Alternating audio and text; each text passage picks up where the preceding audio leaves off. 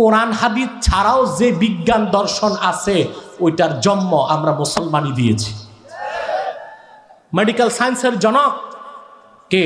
আবুল কাসেম জাহরাউই রহমতুল্লাহ। 30 খণ্ডে চিকিৎসা বিজ্ঞানের উপর কিতাব লিখে গেছে আজ থেকে 900 বছর আগে। প্রফেসর হিট্রি তার ইতিহাস বইতে বলেছে মেডিকেল সায়েন্সের জনক হচ্ছে আবুল কাসেম জাহরাউই, কিন্তু ইংরেজরা তার নাম পরিবর্তন করেছে, আবাকিস নাম দিয়েছে, পরিবর্তন করছে। আপনি যে প্লেন, হেলিকপ্টার, রকেট, স্পেস যান, এগুলোর জনক হচ্ছে আব্বাস বিন ফিরনাস, তার বাড়ি ছিল স্পেন। তিনিও 900 বছর আগে তার যন্ত্র আবিষ্কার করে স্পেনের সূর্য পর্বতের শৃঙ্গ থেকে গ্ল্যান্ডিং এর মাধ্যমে আকাশে ভেসেছেন। তার 600 বছর পর লিওনার্দো দা ভিঞ্চি প্লেনের নকশা করেছে। আজ থেকে 400 বছর আগে তুরস্কের তুর্কি বিজ্ঞানী ওসমানী খেলাফতের সময় নিজস্ব রকেটে 3 কিলোমিটার পর্যন্ত আকাশে উঠেছে, তারপর প্যারাশুটে নেমে এসেছে। ফসফরাস প্রণালী তারা পার হয়েছে গ্ল্যান্ডিং এর মাধ্যমে। এই সব কিছু যত বিজ্ঞানের শাখা প্রশাখা সব তা আবিষ্কার আমরাই করেছি। আমরা বাবা, তোমরা সন্তান। পশ্চিমারা যা কিছু শিখছো কোরআনপন্থীদের কাছ থেকেই শিখেছো। তোমরা বিজ্ঞান ও সভ্যতা মুসলমান যা দিয়েছে কিয়ামত চুম্বন করলেও ঋণ শোধ করতে পারবে না তোমরা। তোমাদের বিশ্ববিদ্যালয় হচ্ছে সন্ত্রাসের ফ্যাক্টরি। টিএসসির মোড়ে গেলেই দেখা যায় কোন সতী সাধ্বী মেয়ে তার চরিত্র সম্ভ্রম নিয়ে পার হতে পারে না। সেখানে তোমাদের বিশ্ববিদ্যালয়ে পড়ুয়া ছাত্ররা ভিক্ষুকের থালা থেকে পয়সা কেড়ে নেয়। বিশ্ববিদ্যালয় সন্ত্রাসী প্রোডাকশন করে, মাদ্রাসা প্রোডাকশন করে না। মাদ্রাসা বাংলাদেশের শ্রেষ্ঠ সন্তানগুলোকে উপহার দিচ্ছে জাতিকে। আধুনিক বিজ্ঞান এখন ক্লোনিং এর কথা বলে। ক্লোনিং কি বলে? ক্লোনিং হচ্ছে আপনার মানুষ যে সৃষ্টি হয়, তৈরি হয়, এটার একটা নিয়ম হচ্ছে যৌন প্রজনন, আরেকটি হচ্ছে অযৌন প্রজনন। স্বামী স্ত্রী একত্রিত হলে বাচ্চা আসে, এটা যৌন প্রজনন। আর ক্লোনিং হচ্ছে একজন পুরুষের দেহকোষ, এর ভিতরে যে ক্রোমোজোম থাকে, বুঝলেন? ক্রোমোজোমের ভিতরে যে ডিএনএ থাকে, DNA deoxy ribo nucleic acid, এই ডিএনএটা নিয়ে অন্য কোষের সাথে সংযুক্ত করে যখন সন্তান উৎপাদন করার চেষ্টা তারা করছে, ব্যর্থ হয়েছে, এটাকে বলে ক্লোনিং। কি বলে? ওরা আজকে ক্লোনের কথা বলতেছে, সফল হয় নাই। আল্লাহ তো হাওয়াকে তৈরি করছেন ক্লোনিং এর মাধ্যমে। আদম থেকে হাওয়া, যৌন প্রজননে না অযৌন প্রজনন? সুবহানাল্লাহ। আজকে বিজ্ঞান ক্লোনিং এর কথা বলে। ক্লোনিং এর কনসেপ্ট কোরআন শরীফে ১৫০০ বছর আগে এসেছে। আল্লাহ বলেছেন আমি আদম থেকেই হাওয়াকে তৈরি করছি, আর সেটা ছিল অযৌন প্রজননের মাধ্যমে। আদমের দেহকোষ থেকে আল্লাহ হাওয়াকে তৈরি করছেন। এখন তারা চেষ্টা করছে সেই ক্লোনিং এর মাধ্যমে মানুষ তৈরি করা যায় কিনা। তোমরা এখন থিওরিতে আসো, আল্লাহ ১৫০০ বছর আগে তা বলে দিচ্ছেন। কুমিল্লার ঘটনার পরে প্রথম সংবাদ সম্মেলনে আমি গভর্নমেন্টকে সতর্ক করেছি, আল্লাহর কালামের সাথে যারা বেয়াদবি করেছে তাদের সর্বোচ্চ শাস্তি মৃত্যুদণ্ড চাই। পাশাপাশি এই ঘটনায় আমাদের প্রতিবেশী কোনো শত্রুর হাত আছে কিনা তাও খতিয়ে দেখতে হবে। আমি যা বললাম তার প্রায় 1 মাস পর সরকার খুঁজে পেল ঘটনা তো তাই, ঠিক কিনা? আমরা গভর্নমেন্টের অকল্যাণ চাই না, কল্যাণ চাই। কোরআন হাদিস থেকে আমরা কথা বললে কখনো তাদের পক্ষে যায়, কখনো তাদের বিপক্ষেও যেতে পারে, ঠিক কিনা? সেটা ধৈর্যের সাথে শুনতে হবে যেন তারা সংশোধন হতে পারে, কল্যাণের পথে এগিয়ে যেতে পারে, ঠিক কিনা? ডক্টর সৈয়দ এনায়েতুল্লাহ আব্বাসী ও সিদ্দিকী পীর সাহেব জলপুরি। নারে তাকবীর, নারে তাকবীর, নারে রিসালাত, إن الحمد لله نحمده ونستعينه ونستغفره ونعوذ بالله من شرور أنفسنا ومن سيئات أعمالنا من يهده الله فلا مضل له ومن يضلله فلا هادي له ونشهد أن لا إله إلا الله وحده لا شريك له ونشهد أن سيدنا وحبيبنا ومولانا محمدا عبد الله ورسوله صلى الله عليه وعلى آله وصحبه وسلم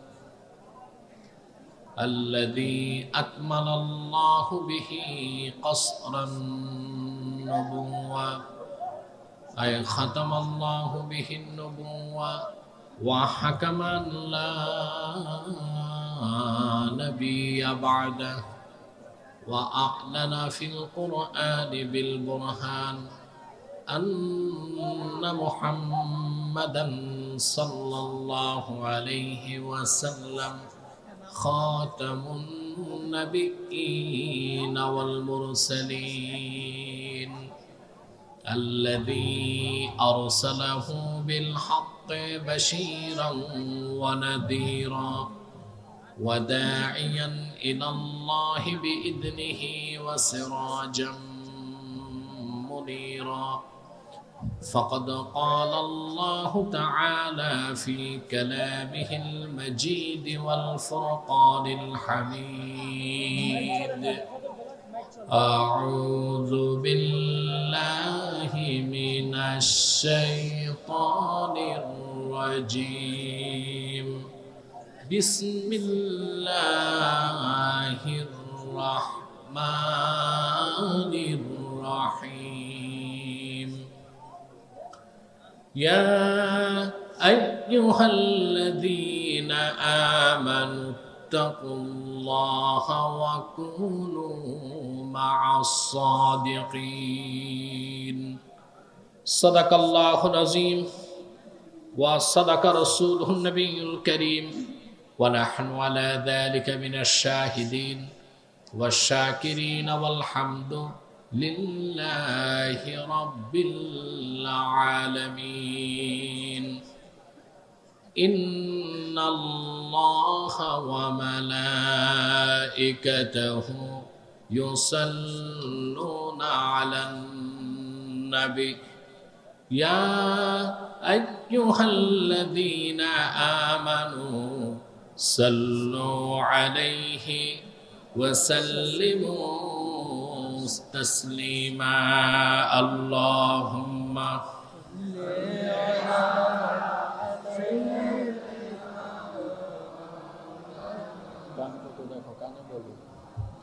وعلى آله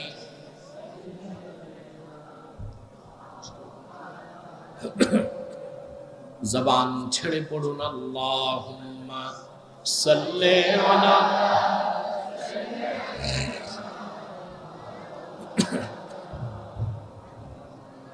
وعلى آله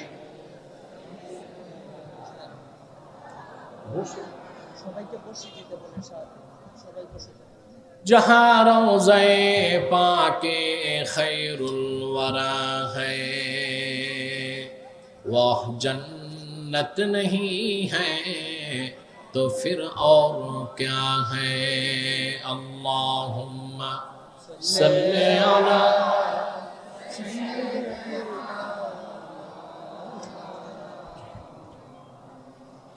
وعلى آله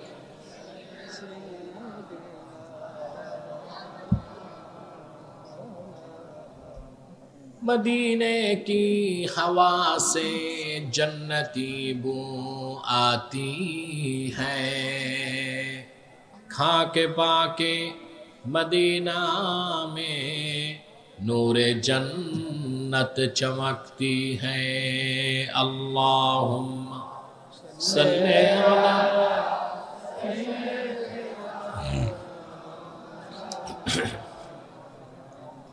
وعلى آل سيدنا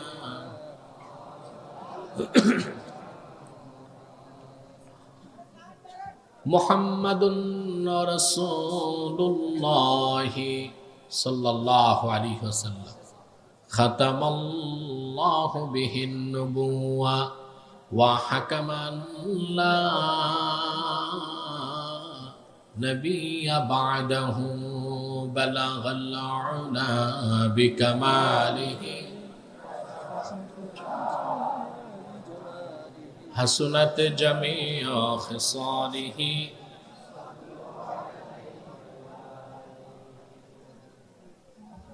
হাটির পার নূরে মদিনা নুরানি হাফিজিয়া মাদ্রাসার উদ্যোগে আয়োজিত আজকের এই ওয়াজ ও দোয়ার মাহফিলের সম্মানিত সভাপতি হাজারাত উলামায়ে কেরাম, তুলাবায়ে এজাম, বিভিন্ন প্রান্ত থেকে ছুটে আসা আমার দিন দরদি মুসলমান ভাই ও বন্ধুগণ, সকলকে অন্তরের অন্তঃস্থল থেকে জ্ঞাপন করছি মুবারক। সবটুকুন শুকরিয়া আল্লাহ সুবহানাহু ওয়া তাআলার জন্যে, যিনি আজকের এই বরকতপূর্ণ মাহফিলে আমাদেরকে আসার বসার তৌফিক মেহরবানি করে দান করেছেন। সেজন্য আসুন আমরা সকলে একবার অবনত চিত্তে হৃদয়ের আবেগ অনুভূতি উজাড় করে সমবেত কণ্ঠে বলি আলহামদুলিল্লাহ। অগণিত অসংখ্য দরুদ ও সালাম আল্লাহর সৃষ্টির প্রধান আকর্ষণ, বিশ্ব সভার সভাপতি, সকল নবী রাসূলগণের মাথার তাজ, শামসুল হিদায়াত, বদরুদ্দুজা, সাইয়্যিদুস সাকানাইন, ইমামুল মুরসালিন, খাতামুন নবিয়্যিন ওয়াল মুরসালিন, আফতাবে নবুওয়াত, শাহনশাহে রিসালাত, সরকারে দো জাহাঁ, সুলতানুল মদিনা, নবিয়ুল আম্বিয়া, হুজুরে আকরম, নূরে মুজাসসাম, নূরুন আলা নূর, সাইয়্যিদিনা হাবিবিনা শফিঈনা মাওলানা মুহাম্মদ সাল্লাল্লাহু আলাইহি ওয়াসাল্লামার উপর আল্লাহ জাল্লা যিকরু, যাকে আজ থেকে ১,৫০০ বছর আগে প্রেরণ করেছেন, সর্বশ্রেষ্ঠ ও সর্বশেষ নবী ও রাসূল হিসেবে, যার পরে আজ পর্যন্ত পৃথিবীতে অবশ্যই কোনো প্রকার নবী কিংবা রাসূল অবশ্যই আসে নাই, অবশ্যই এখনো নাই, অবশ্যই কিয়ামত পর্যন্ত আসবে না। আপনার মাহফিল আরেকটু বড় মাঠে দেওয়া দরকার ছিল আপনাদের। আপনাদের তো বসতে কষ্ট হচ্ছে, মাঠে, ছাদে, রোডে, বাহিরে প্রচুর মানুষ দাঁড়িয়ে আছে যারা পর্যাপ্ত জায়গা পাচ্ছে না বসার জন্য। আপনার দীর্ঘক্ষণ বক্তব্য শুনেছেন, আমি রাতও গভীর হয়ে গেছে। আপনারা জানেন যে আমি প্রত্যন্ত অঞ্চলে এখন রাতে প্রোগ্রাম করি না, দিনেই করি, কিন্তু আপনাদের প্রচন্ড টাকা যায় এবং আপনাদের আবেগ ও অনুভূতির কাছে আমার ইচ্ছা পরাজিত হয়েছে, আমাকে রাতেই আসতে হয়েছে। আমরা আজকে আপনাদের সামনে কোরআন কারীম সূরা তাওবা থেকে ১১৯ নম্বর আয়াত তেলাওয়াত করেছি। ইহকালীন কল্যাণ এবং পরকালীন মুক্তির জন্য একটি মাত্র আয়াতকে কেন্দ্র করেই আমরা কিছু কথা শুনব ইনশাআল্লাহ। যদি প্রশ্ন করা হয় একজন সফল মানুষকে, তার জবাব হচ্ছে পৃথিবীতে আল্লাহ যাকে কল্যাণ দিয়েছেন, পরকালে মুক্তি দিয়েছেন, সেই হচ্ছে সফল। এই পৃথিবীতে যারা নিজস্ব মন মস্তিষ্ক প্রসূত আদর্শ দিয়েছে, তন্ত্রমন্ত্র মতবাদ দিয়েছে, তাতে হয়তোবা কিছুটা ইহকালীন কল্যাণ খুঁজে পাওয়া গেল, সে আদর্শের অনুসরণে পরকালে কোনো মুক্তি নাই। ইহকালীন কল্যাণ পরকালীন মুক্তির জন্য একমাত্র গ্যারান্টি দিতে পারে আল কোরআন কারীম। ঠিক কিনা বলে? প্রিয় সুধী, ভূমিকাতে প্রথম যে কথাটি বলবো, যে আল্লাহ তাআলা পৃথিবীর মানুষকে দুইটা ভাগে বিভক্ত করেছেন। দুইটি দল, একটি দল কোরআন কারীমের পক্ষে, আরেকটি দল আল্লাহর কোরআনের বিপক্ষে। মূলত তৃতীয় কোনো দল আপনি খুঁজে পাবেন না। দল দুইটাই, একটি কোরআনের পক্ষে, আরেকটি কোরআনের। আল্লাহ তাআলা এদের সুন্দর দৃষ্টান্ত দিয়েছেন কোরআন শরীফে। আল্লাহ পাক বলেন, মাসালুল ফারিকাইনি কাল আ'মা ওয়াল আসাম্মি ওয়াল বাসীরি ওয়াস সামী'। আল্লাহ পাক বলেন, দুটো দল, একটি দল যারা চক্ষুষ্মান, দেখে, কানে শোনে, যারা কোরআনের পক্ষে। আরেকটি দল যারা কোরআনের বিপক্ষে। আল্লাহ পাক বলেন তারা অন্ধ, চোখ থাকতো অন্ধ, কপালটা মন্দ। আর সত্যের বাণী তাদের কর্ণ কুহরে পৌঁছে না, কান থাকতেও তারা বধির। বধির বুঝেন তো? বয়রা, ভাইরা না, বয়রা। আল্লাহ তাআলা আমাদের ভাগ্য সুপ্রসন্ন করেছেন যে আমরা কোরআনের পক্ষের দলে বসতে পেরেছি। এতে আমরা খুশি না বেজার? বেশি না কম? আমরা খুশি, আল্লাহ তাআলা খুশি, মাখলুকাত খুশি, ফেরেশতারা খুশি। বেজার শুধু শয়তান। শয়তান বেজার, শয়তানের চেলাচামুন্ডারও বেজার। শয়তানের সব চেষ্টা ব্যর্থতায় পর্যবসিত হয়েছে। একটা বাকি আছে, কিছুক্ষণ পরই তো আজকের মুনাজাত। আপনার কয়েক হাজার লোক একসাথে মুনাজাত করবেন, এত বড় মুনাজাত আপনার কিসমতে তো আর নাও হতে পারে। শয়তানের এখন একটি চেষ্টা, এই মুনাজাত থেকে আপনাদের বঞ্চিত করতে পারে কিনা। আমরা নেক নিয়ত করে অভিশপ্ত শয়তানের নাপাক গালে একটি চপেটাঘাত করতে চাই। আমরা নিয়ত করছি কিছুক্ষণ পরে আজকের মুনাজাত করে, গুনাহ মাফ করে, নিষ্পাপ বেহেশতি আল্লাহওয়ালা হয়ে বাড়ি যেতে চায়। কারা কারা হাত তুলে আল্লাহ তাআলাকে দেখা। আল্লাহ তাআলা কবুল করুন, আল্লাহ তাআলা মঞ্জুর করুন। বলুন আল্লাহুম্মা আমিন। জোরে বলেন আল্লাহুম্মা আমিন। ইহকালীন কল্যাণ, পরকালীন মুক্তি, এটার গ্যারান্টি দিতে পারে কে? আমাদের ইহকালও লাগবে, পরকালও। আল্লাহ কি বলেছেন? শুধু আলেমরা, পীর সাহেব, মৌলবী, মোল্লারা মসজিদ আর খানকা নিয়ে থাকবে, মাদ্রাসায় থাকবে। বাকি দুনিয়াদারি আর ময়দান ছেড়ে দিবে বেঈমান, কাফের, মুশরিক, চরিত্রহীন, লম্পট, দুর্নীতিবাজদের হাতে। এটাই কি আল্লাহ বলছেন? আমার সমাজে যারা তথাকথিত সুশীল সমাজ, বুদ্ধিজীবী নামের বুদ্ধি প্রতিবন্ধী, আমি নাম দিছি তাদের বাংলাদেশে, তারা তো এটাই চায়। আলেম ওলামা পীর মাশায়েখ থাকবে, মসজিদ মাদ্রাসা খানকা নিয়ে বাহিরের জগতে কি হয় তা তো আমরা দেখব না। আল্লাহ মুসলমানকে দায়িত্ব দিয়েছেন, গোটা বিশ্ব মানবতার কল্যাণ করবে মুসলমান। ঠিক কিনা?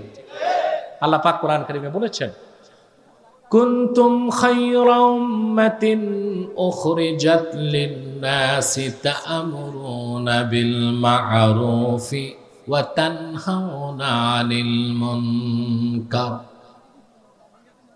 উম্মতে মুহাম্মাদি, তোমরাই সর্বশ্রেষ্ঠ জাতি, তোমাদেরকে বের করা হয়েছে লিন-নাস, গোটা বিশ্ব মানবতার জন্য। বলেন সুবহানাল্লাহ। সৎ কাজে আদেশ করবে তোমরা, অসৎ কাজে বাধা দিবে। অথবা আমরা হচ্ছি শুধু মানব কল্যাণে না, বিশ্ব কল্যাণে। ঠিক কিনা? এই জন্য সফল ব্যক্তি সেই যে কল্যাণ পাবে দুনিয়ায়, মুক্তি পাবে আখেরাতে। আর তা দিতে পারে একমাত্র কোরআন শরীফ। আর কারো পক্ষে দেওয়া সম্ভব, কোনো তন্ত্রমন্ত্র মতবাদের পক্ষে দেওয়া সম্ভব নয়। আমাদের দুনিয়াও লাগবে, আখিরাতও লাগবে, ঠিক কিনা? কোরআন শরীফে খেয়াল করে দেখান তো, সবচেয়ে প্রিয় দোয়াটা আল্লাহ কি শিখাইছেন? রব্বানা আতিনা ফিদ দুনিয়া হাসানাতাও ওয়া ফিল আখিরাতি হাসানাতাও ওয়া কিনা আযাবান নার। পারেন এই দোয়া? পড়েন আমার সাথে, রব্বানা আতিনা ফিদ দুনিয়া হাসানাতাও ওয়া ফিল আখিরাতি হাসানাতাও ওয়া কিনা আযাবান নার। আল্লাহ তাআলা আমাদের শিখিয়েছেন, আমরা দোয়ায় বলি, হে আমাদের রব, তুমি আমাদেরকে দুনিয়ার হাসানা দাও। আগে দুনিয়া চাইতে বলেছেন, কি দাও? দুনিয়ায় হাসানা দাও, আখিরাতে হাসানা দাও, জাহান্নাম থেকে বাঁচাও। মুফাসসির তাফসীর লিখেন, এই পৃথিবীতে যে মুসলমানকে আল্লাহ তাআলা একজন সতী সাধ্বী নারী আর একটি প্রশস্ত বাড়ি দান করছেন, সে দুনিয়ার 16 আনা হাসানা পেয়ে গেছে। একজন সতী সাধ্বী নারী আর একটি প্রশস্ত বাড়ি, এই দুটো জিনিস আল্লাহ তাআলা যাকে দান করেছেন, সে দুনিয়ার কল্যাণ পেয়ে গেছে। আর আখিরাতের হাসানা হচ্ছে বিনা আযাবে ফার্স্ট চান্সে জান্নাত। কিন্তু আল্লাহ দুটোই বলেছেন, শুধু আখিরাতের কথা বলেন নাই, দুনিয়া এবং। আনাস ইবনে মালিক রাদিয়াল্লাহু তাআলা আনহু, তিনি রাসূল করিম সাল্লাল্লাহু আলাইহি ওয়াসাল্লামের প্রিয় সাহাবীগণের একজন। রাসূল করিম সাল্লাল্লাহু আলাইহি ওয়াসাল্লাম যখন মক্কা মুকাররমা থেকে হিজরত করে মদিনাতুল মুনাওয়ারাতে এসেছিলেন, তখন ওনার বয়স ছিল মাত্র 10 বছর। তিনি বলেছেন, আমি রাসূলুল্লাহর খেদমতে এসেছি 10 বছর বয়সে। খাদিমতুন নবিয়্যা সাল্লাল্লাহু আলাইহি ওয়াসাল্লাম 10 সানাওয়াত, রাসূলুল্লাহর খাদিম ছিলাম 10 বছর। সুবহানাল্লাহ বলবেন না?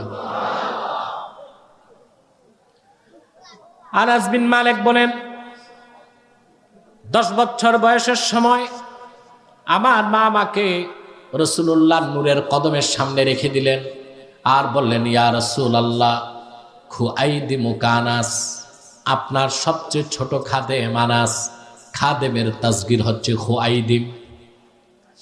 আমি আমার সন্তানটাকে আপনার কদমে ওয়াকফ করে দিলাম, আমার আর দরকার নাই, শুধুমাত্র আমার সন্তান আপনার খেদমত করে যাবে।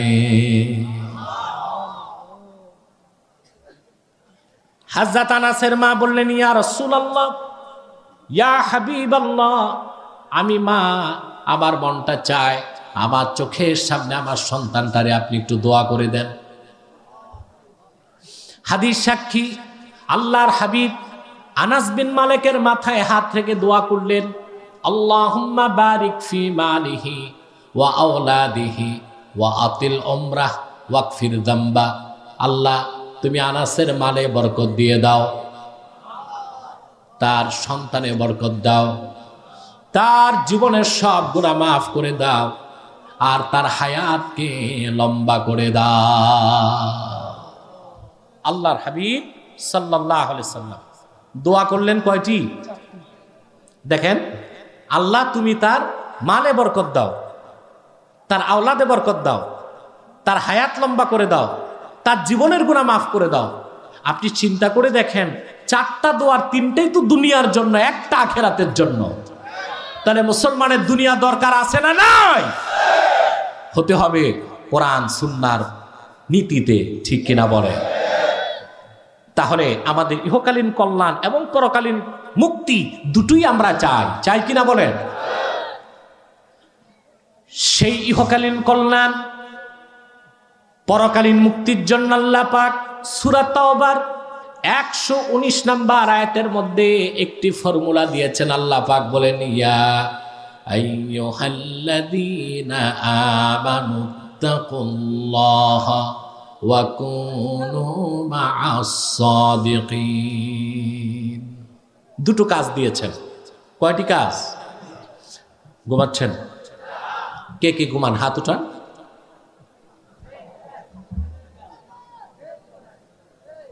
প্রিয় সুধী, আল্লাহ কাজ দিয়েছেন কয়টি? হে মুমিনগণ, বিশ্বাসীগণ, তোমরা আল্লাহকে ভয় করো। প্রথম নির্দেশ, ওয়াকুনু মা সাদিকিন, আর সত্যবাদীদের সঙ্গী হও। অর্থাৎ সত্যবাদীদের নেতা বানাও, আল্লাহকে ভয় করো। কয়টা হুকুম? ভয় করতে হবে কাকে? নেতা মানতে হবে সত্যবাদী। এই দুইটা কাজ করবেন, ইহকালে কল্যাণ পাবেন, পরকালে চোখ বন্ধ করে আল্লাহর জান্নাত পেয়ে যাবেন। আমি এই দুটো বিষয় খুব সংক্ষেপে ব্যাখ্যা করছি। তার প্রথমটি হচ্ছে আল্লাহর ভয়। যে আল্লাহর ভয়টা, এটা একজন মানুষের, মুমিনের সর্বশ্রেষ্ঠ সম্পদ হচ্ছে তাকওয়া, আল্লাহর ভয়। এটা যখন তার অন্তরে জেগে উঠে, সে লোকটি সমস্ত অপরাধকে ছেড়ে দেয়, সে হয়ে যায় পরকালমুখী। আমরা ইহকালে থাকব, আমরাও দুনিয়াদারি করি, কাফের মুশরিকও দুনিয়াদারি করে। পার্থক্য কি? আমাদের দৈহিক যে এক্সিস্টেন্স, অস্তিত্বটা দুনিয়ায় থাকে, নজরটা আখেরাতে থাকে। আর কাফের মুশরিক, অবিশ্বাসী, সংশয়বাদী যারা, তারাও দুনিয়াদারি করে, কিন্তু তাদের দেহটাও দুনিয়ায়, নজরটাও দুনিয়ায়। তারা ইহজাগতিক। তারা কি? তাদের আরেক নাম হচ্ছে আপনার ম্যাটারালিস্ট, বস্তুবাদী, জড়বাদী, পরকাল অবিশ্বাসী। আর আমরা মুমিনগণ ইহকালে সবকিছু করি, বিত্ত বৈভব, চাকরি বাকরি, সহায় সম্পদ, অর্থনীতি, সমাজনীতি, রাষ্ট্রনীতি, শিক্ষানীতি, সংস্কৃতি, প্রত্যেকটা সেক্টরে আমাদের পার্টিসিপেট আছে, কিন্তু আমাদের নজর হচ্ছে আখেরাতে। আমরা আখেরাতমুখী। আমরা কি? এই ইহকালীন কল্যাণ, পরকালীন মুক্তির জন্য সবচেয়ে বড় সম্পদ হচ্ছে মুমিনের তাকওয়া বা আল্লাহ তাআলার ভয়। বলেন সুবহানাল্লাহ।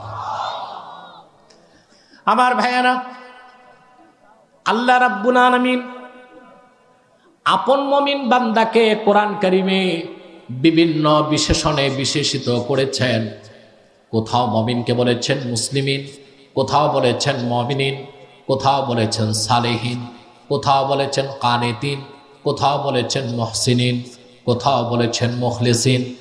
কিন্তু ৬৬৬৬ খানা আয়াতের মধ্যে আল্লাহ পাক কোরআন কারীমের প্রথমে মুমিনকে প্রথম যে বিশেষণে বিশেষিত করেছেন তা হলো হুদাল্লিল মুত্তাকিন। মুমিনের প্রথম বিশেষণ আল্লাহ উল্লেখ করেছেন মুত্তাকি, অর্থাৎ মুমিনগণ সর্বাবস্থায় তাকওয়াকে হৃদয়ে ধারণ করে আর আল্লাহকে ভয় করে জীবনযাপন করে। ঠিক কিনা বলে? এটা হচ্ছে মুমিন, বিলিভার, বিশ্বাসী, আর আনবিলিভার, অবিশ্বাসীর মধ্যে মৌলিক পার্থক্য।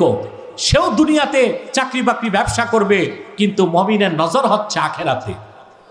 আর কাফেরের নজর কথা বলে না, দুনিয়াতে। আর মুমিনের নজর, তার প্রতিটি কাজকর্ম হয় পরকাল ভিত্তিক এবং পরকাল মুখী। বলেন সুবহানাল্লাহ। আপনি চাকরি করেন, ব্যবসা করেন, রাজনীতি করবেন, লেনদেন করবেন, ব্যবসা বাণিজ্য করবেন, কোনো সমস্যা নাই, শর্ত আছে। আল্লাহ রাব্বুল আলামিন বলেন, রিজালুন লা তুলহিহিম তিজারাতু ওয়ালা বাইউন আন যিকরিল্লাহি ওয়া ইকামিস সালাতি ওয়া ইতাইজ যাকাতি ইয়াখাফুনা ইয়াওমান তাতাকাল্লাবু ফীহিল কুলুবু ওয়াল আবসার।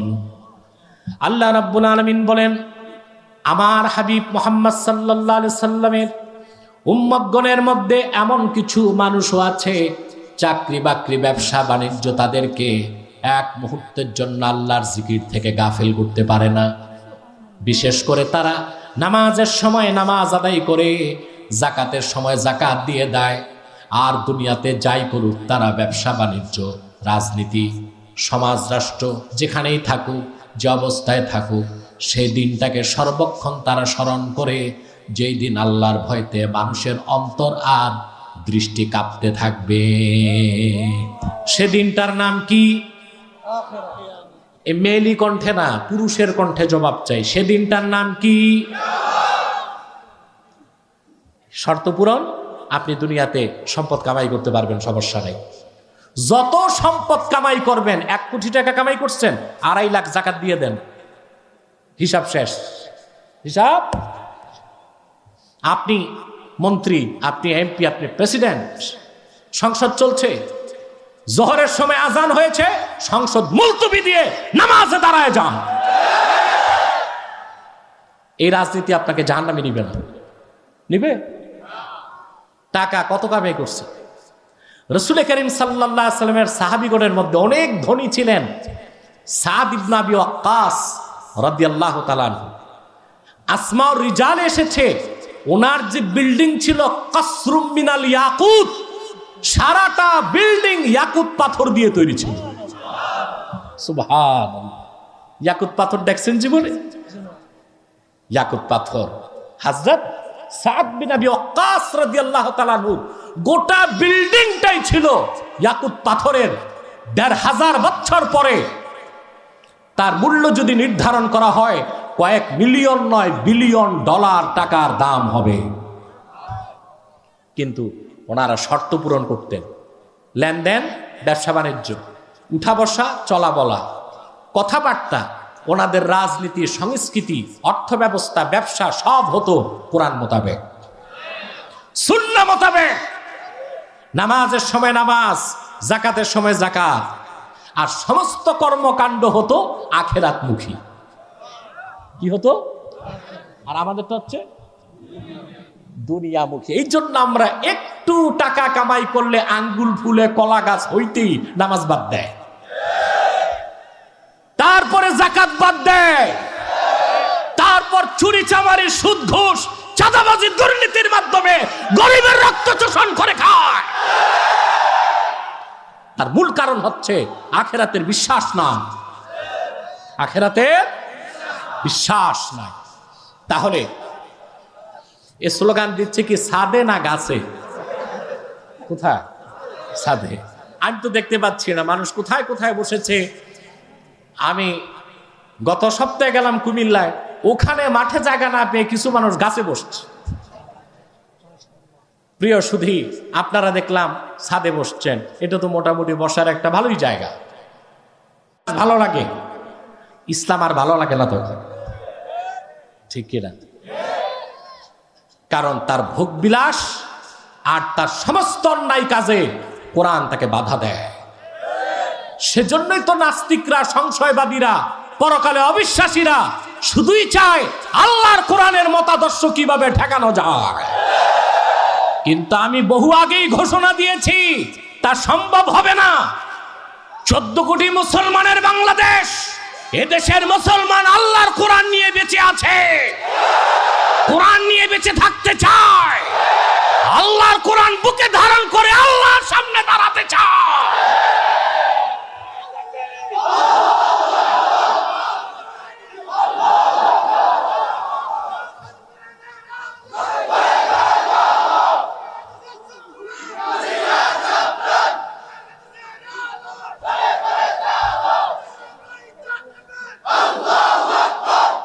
প্রিয় ভাই বন্ধুগণ, অতএব তাকওয়া, আল্লাহর ভয়, এটা অন্তরে আসতে হবে।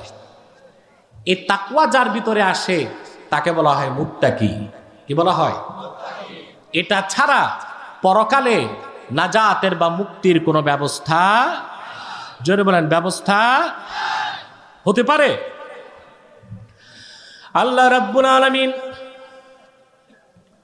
সূরা আনআমের 32 নম্বর আয়াতে সে কথাটা মনে করিয়ে দিয়েছেন মানব জাতিকে।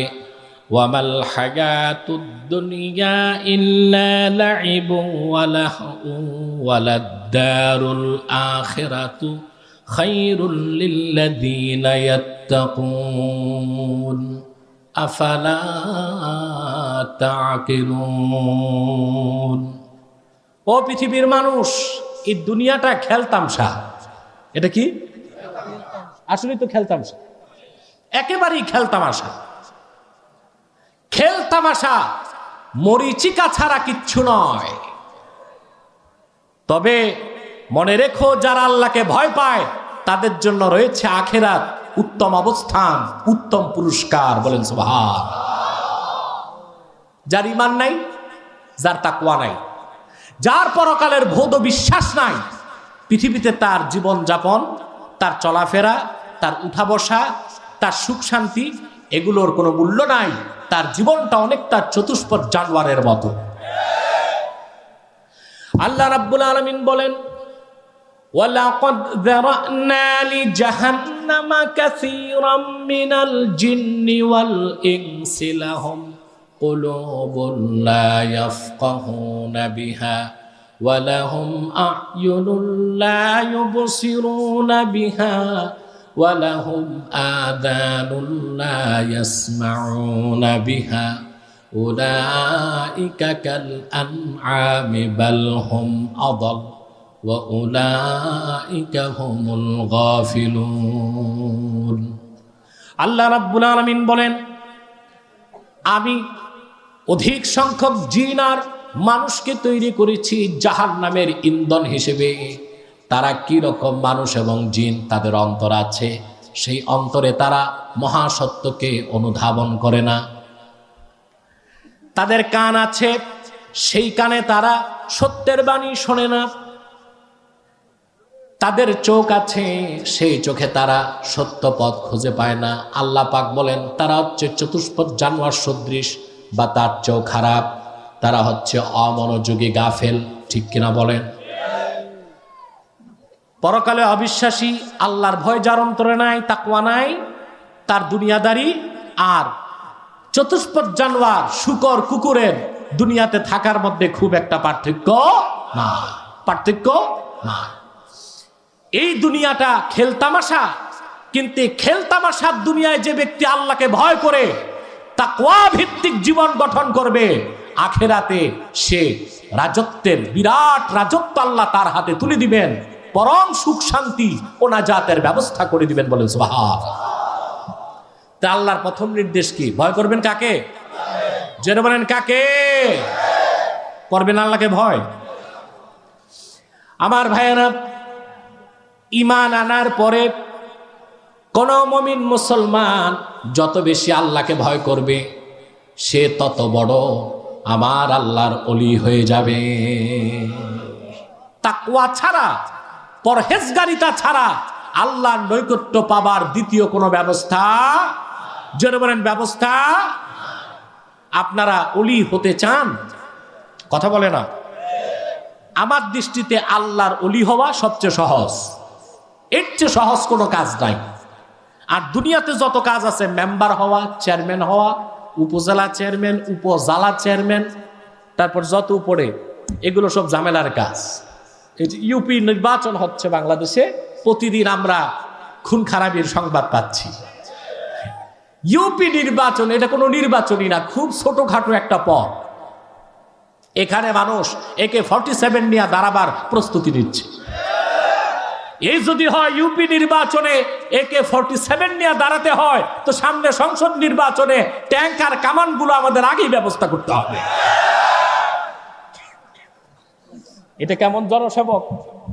মানুষ হত্যা করে জনসেবা, এটা কি জনসেবা হলো? এটা হলো পেট সেবা। এটা কি সেবা?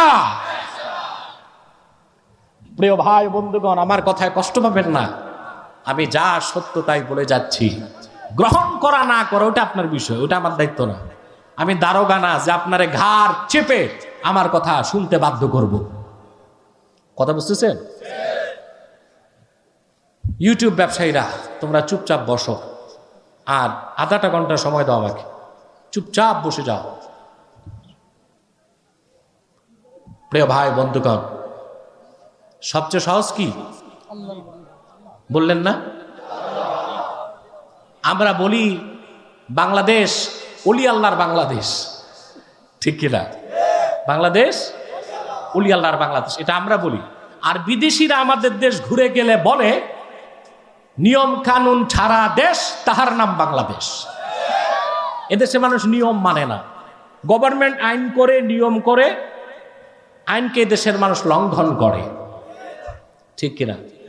প্রকাশ্যে সিগারেট পান করা নিষেধ, দণ্ডনীয় অপরাধ।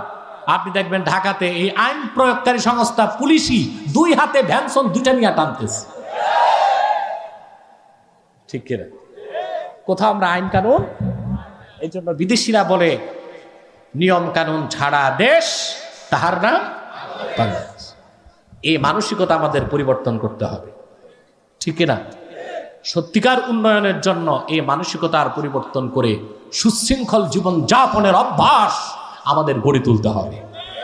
ওইটাও করতে হলে আল্লাহর কোরআনের কাছে ফিরে আসতে হবে, ঠিক কিনা? ইসলামের চেয়ে বেশি শৃঙ্খলা কেউ শিখায় নাই। দেখেন না প্রতিদিন 5 ওয়াক্ত নামাজে কত শৃঙ্খলা, ঠিক কিনা? নির্ধারিত সময়ে আজান, মসজিদে গেলেন, কাতারে সব দাঁড়ায় গেলেন, কতটা সুশৃঙ্খল অবস্থান। ইমাম সাহেবের আগে রুকুতে যাওয়ার কোনো ক্ষমতা আপনার নাই, ঠিক কিনা? উনি সালাম ফিরাবার আগে বাইরে যে 2 কাপ চা খেয়ে আসবেন, ওই সুযোগ নাই। সুবহানাল্লাহ বলবেন না? তবে আমরা বাঙালিরা এত মূর্খ এবং অসভ্য হয়ে গেছে, আমরা মসজিদেও বিশৃঙ্খলা করি। শুক্রবার জুমার দিন দেখা যায় প্রত্যেকে মাতব্বর হয়ে যায় মসজিদে। উনি 2টা কথা বললেন, উনি 6টা কথা, উনি 8টা কথা।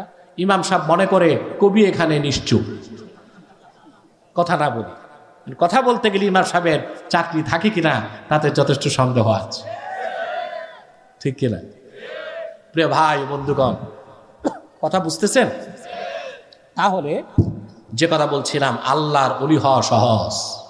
এটা ওলি আল্লাহর বাংলাদেশ, এটা সত্য। আমরা ওলিদেরকে যতটুকু ভালোবাসি, নিজেরা ওলি হবার চেষ্টা করি না। ওলি হতে বংশ লাগে, জোরে বলে, বংশ লাগে? মুমিন হিসেবে আদমের সন্তান প্রতিটি মানুষ হিসেবে সমান। আজকে কমিউনিস্টরা মানুষকে ধোঁকা দেয়, শ্রেণী বৈষম্যের অবসান চায়, বলে না ওরা? কেউ থাকিবে গাছতলা, কেউ থাকিবে 5 তলা, তা হবে না, তা হবে না। এটা স্লোগানই আছে, কিন্তু মজদুরের টাকা মেরে তারাই খাচ্ছে কমিউনিস্টরা, সাম্যবাদীরা। এই বিশ্ব মানবতার মুক্তির জন্য সাম্যের জয়গান মুসলমান ছাড়া কেউ গাইতে পারে না। সাম্যের কথা কোরআন বলেছে। তারপর মর্যাদাটা কোথায় দিল ইসলাম? আল্লাহ পাক বলেন, ইয়া আইয়ুহান নাসু ইন্না খালাকনাকুম মিন যাকারিন ওয়া উনসা ওয়া জাআলনাকুম শুউবান ওয়া ক্বাবাইলা লিতাআরাফু ইন্না আকরামাকুম ইনদাল্লাহি আতকাকুম। আল্লাহ পাক বলেন, হে মানব জাতি, ইন্না খালাকনাকুম মিন যাকারিন ওয়া উনসা, তোমাদের সমস্ত মানুষকে আমি সৃষ্টি করেছি একজন মানব থেকে, আরেকজন মানবী থেকে, একজন পুরুষ থেকে, আরেকজন মহিলা থেকে। পুরুষটার নাম কি জোরে বলেন? মহিলাটার নাম কি? হাওয়া না হাওয়া? হাওয়া না, হাওয়া তো বাতাস। হাওয়া সুম্মিয়াত হাওয়া হাওয়া লিআন্নাহা খুলিকাত মিনাল হায়্য। জীবিত আদম থেকে তার স্ত্রীকে আল্লাহ তৈরি করছেন। জীবিতকে আরবিতে বলে হাইয়ুন, এই হাইয়ুন থেকে তার নাম হয়ে গেছে হাওয়া। বলেন সুবহান। কোরআন শরীফের আরেক জায়গায় আল্লাহ তাআলা এটা বলেছেন, ইয়া আইয়ুহান্নাসুত্তাকু রাব্বাকুমুল্লাযী খালাকাকুম মিন নাফসিন ওয়াহিদা ওয়া খালাকা মিনহা যাওজাহা ওয়া বাথা মিনহুমা রিজালান কাসীরান ওয়া নিসা। এখানে বিজ্ঞানের বিরাট একটি তথ্য আল্লাহ বিশ্ববাসীকে দিয়েছে। আপনারা সবসময় মনে রাখবেন, বিজ্ঞান থেকে কোরআন অনেক উপরে। বিজ্ঞান দিয়ে আমার বিজ্ঞান ভিত্তিক আলোচনাগুলো আব্বাসী টিভি লিমিটেডে দেখবেন। আপনারা তো জানেন, আমার সাথে এ পর্যন্ত অনেক নাস্তিক বাহাস করেছে। প্রত্যেকটা ডিবেটে তারা শোচনীয় পরাজিত হয়েছে, কারণ আমি হচ্ছি কোরআনপন্থী, তারা হচ্ছে বিজ্ঞানপন্থী। আল্লাহর কোরআনের খাদেমের কাছে বিজ্ঞানের গোলামরা পরাজিত হবেই, এটাই তো সত্য কথা। আমি তাদের বিজ্ঞান দিয়েই তাদেরকে আটকেছি আল্লাহর রহমত। এই যে দেখেন আল্লাহ বিজ্ঞানের কত বড় তথ্যটা দিলেন। আপনারা জানেন আধুনিক বিজ্ঞান এখন ক্লোনিং এর কথা বলে। ক্লোনিং কি বলে? ক্লোনিং হচ্ছে আপনার মানুষ যে সৃষ্টি হয়, তৈরি হয়, এটার একটা নিয়ম হচ্ছে যৌন প্রজনন, আরেকটি হচ্ছে অযৌন প্রজনন। স্বামী স্ত্রী একত্রিত হলে বাচ্চা আসে, এটা যৌন প্রজনন। আর ক্লোনিং হচ্ছে একজন পুরুষের দেহকোষ, এর ভিতরে যে ক্রোমোজোম থাকে, বুঝলেন? ক্রোমোজোমের ভিতরে যে ডিএনএ থাকে, DNA deoxy ribo nucleic acid, এই ডিএনএটা নিয়ে অন্য কোষের সাথে সংযুক্ত করে যখন সন্তান উৎপাদন করার চেষ্টা তারা করছে, ব্যর্থ হয়েছে, এটাকে বলে ক্লোনিং। কি বলে? ওরা আজকে ক্লোনের কথা বলতেছে, সফল হয় নাই। আল্লাহ তো হাওয়াকে তৈরি করছেন ক্লোনিং এর মাধ্যমে। আদম থেকে হাওয়া, যৌন প্রজননে না অযৌন প্রজননে? সুবহানাল্লাহ। আজকে বিজ্ঞান ক্লোনিং এর কথা বলে। ক্লোনিং এর কনসেপ্ট কোরআন শরীফে ১৫০০ বছর আগে এসেছে। আল্লাহ বলেছেন আমি আদম থেকেই হাওয়াকে তৈরি করছি, আর সেটা ছিল অযৌন প্রজননের মাধ্যমে। আদমের দেহকোষ থেকে আল্লাহ হাওয়াকে তৈরি করছেন। এখন তারা চেষ্টা করছে সেই ক্লোনিং এর মাধ্যমে DNA deoxy ribo nucleic acid এটা দিয়ে আরেকটা ওই আপনার পুরুষের, বুঝলেন, স্পার্ম এবং ওভাম, আপনার পুরুষের শুক্রাণু এবং মহিলার ডিম্বাণু। তো পুরুষের শুক্রাণু থেকে দেহকোষ, দেহকোষ থেকে ক্রোমোজোম, ক্রোমোজোম থেকে ডিএনএ নিয়ে আরেকটা মহিলার আপনার ওভাম ডিম্বাণুর কোষ নিয়ে তারপর সেখানে নিষিক্তকরণের মাধ্যমে মানুষ তৈরি করা যায় কিনা। তোমরা এখন থিওরিতে আসো, আল্লাহ ১৫০০ বছর আগে তা বলে দিছে, ঠিক কিনা? তাহলে সব মানুষকে আল্লাহ মমিনকে মর্যাদা দিয়েছেন, সব মানুষকে আল্লাহ মমিনকে মমিন হিসেবে সমান মর্যাদা দিয়েছেন। এই মমিনের মধ্যে মর্যাদা পাবে সেই আল্লাহকে যে ভয় করবে বেশি, বলেন সুবহান। সেটা তাকওয়া। সেটা কি? জোরে বলেন, সেটা কি? তাকওয়া। আমার ভাইয়েরা, ওলি হবার জন্য বংশ লাগে না? লাগে? আল্লাহ পাক সূরা ইউনূসে বলেন আলা ইন্না আউলিয়া আল্লাহি লা খাউফুন আলাইহিম ওয়া লা হুম ইয়াহজানুন। সাবধান জেনে রেখো, নিশ্চয় যারা আল্লাহর ওলি তাদের কোনো ভয় নাই, তাদের কোনো চিন্তা নাই। তারা কারা? আল্লাহ বলেন আল্লাযীনা আমানু ওয়া কানু ইয়াত্তাকুন। যারা ঈমান এনেছে আর আল্লাহকে ভয় করেছে, তারা প্রত্যেকেই আল্লাহর ওলি হয়ে গেছে, বলেন সুবহানাল্লাহ। তা আল্লাহর ওলি হতে চান? জোরে বলতে হবে। ঈমান তো আছে, আছে। এখন লাগবে কি? ময়দান থেকে আওয়াজ চাই, কি লাগবে? তাকওয়া। ওই তাকওয়াটা কোথায় থাকে? আমরা কিন্তু তাকওয়া বুঝি না, মুত্তাকি চিনি না। আমরা মনে করি লম্বা দাড়ি, লম্বা টুপি, লম্বা জুব্বা, বড় পাগড়ি, উনি বড় দরবেশ, বড় মুত্তাকি নাকি? দাড়ি, টুপি, জুব্বা, কুর্তা লাগবে, তবে এটা লেবাসুত তাকওয়া, এটা তাকওয়ার ইউনিফর্ম, তাকওয়ার পোশাক। মূল তাকওয়াটা কোথায় দেখান? আচ্ছা বলেন তো ভাই, আগে চাকরি না আগে ড্রেস? র্যাপিড অ্যাকশন ব্যাটালিয়ন র্যাবে চাকরি নাই, র্যাবের পোশাক পরে হাঁটতেছেন বাজারে, পুলিশ ধরলে 14 বছর জেল, কারণ আপনি ভণ্ড, আপনার র্যাবের চাকরি নাই, র্যাবের পোশাক পরছে। তো যে লোকটার ঈমান নাই, তাকওয়া নাই, আল্লাহর ভয় নাই, কিন্তু রবীন্দ্রনাথের মতো লম্বা দাড়ি আছে নাভি পর্যন্ত, পাগড়ি লাগায়, জুব্বা লাগায়, ওই লোকটা কি অলি কুতুব দরবেশ তো দূরে থাক, সে তো মুসলমানই হয়নি, সে ভণ্ড। সে কি? আমার বাংলাদেশে এইরকম ভণ্ড আছে না নাই? আছে। পীর আলীর নামে বাংলাদেশে ভণ্ডামি হচ্ছে। আমি দেখেছি বাংলাদেশে পীর আলীর নামে সবচেয়ে বেশি ভণ্ডামি বাংলাদেশে হচ্ছে। পীর সাহেবের কাছে গেলে দেখবেন কিচ্ছু নাই, ঈমান নাই, তাকওয়া নাই, সুন্নতের কোনো চর্চা নাই। বুঝলেন? আগে পরে নাম আছে 53টা। আপনার উমদাতুল আরিফিন, জুবদাতুল কারিন, সৈয়দুল মাসাকিন, হযরতুল হাজ, মাথায় বড় তাজ, ঠিক কিনা? তারপর তার নাম, তারপরে তার দরবার সাজিয়ে বসে আছে। শরীয়তের কোনো পাবন্দি নাই, নামাজ নাই, সুন্নতের চর্চা নাই, সেখানে আছে নাচানাচি, লাফালাফি, ঠিক কিনা? জিকিরের নামে ভণ্ডামি, জিকিরের নামে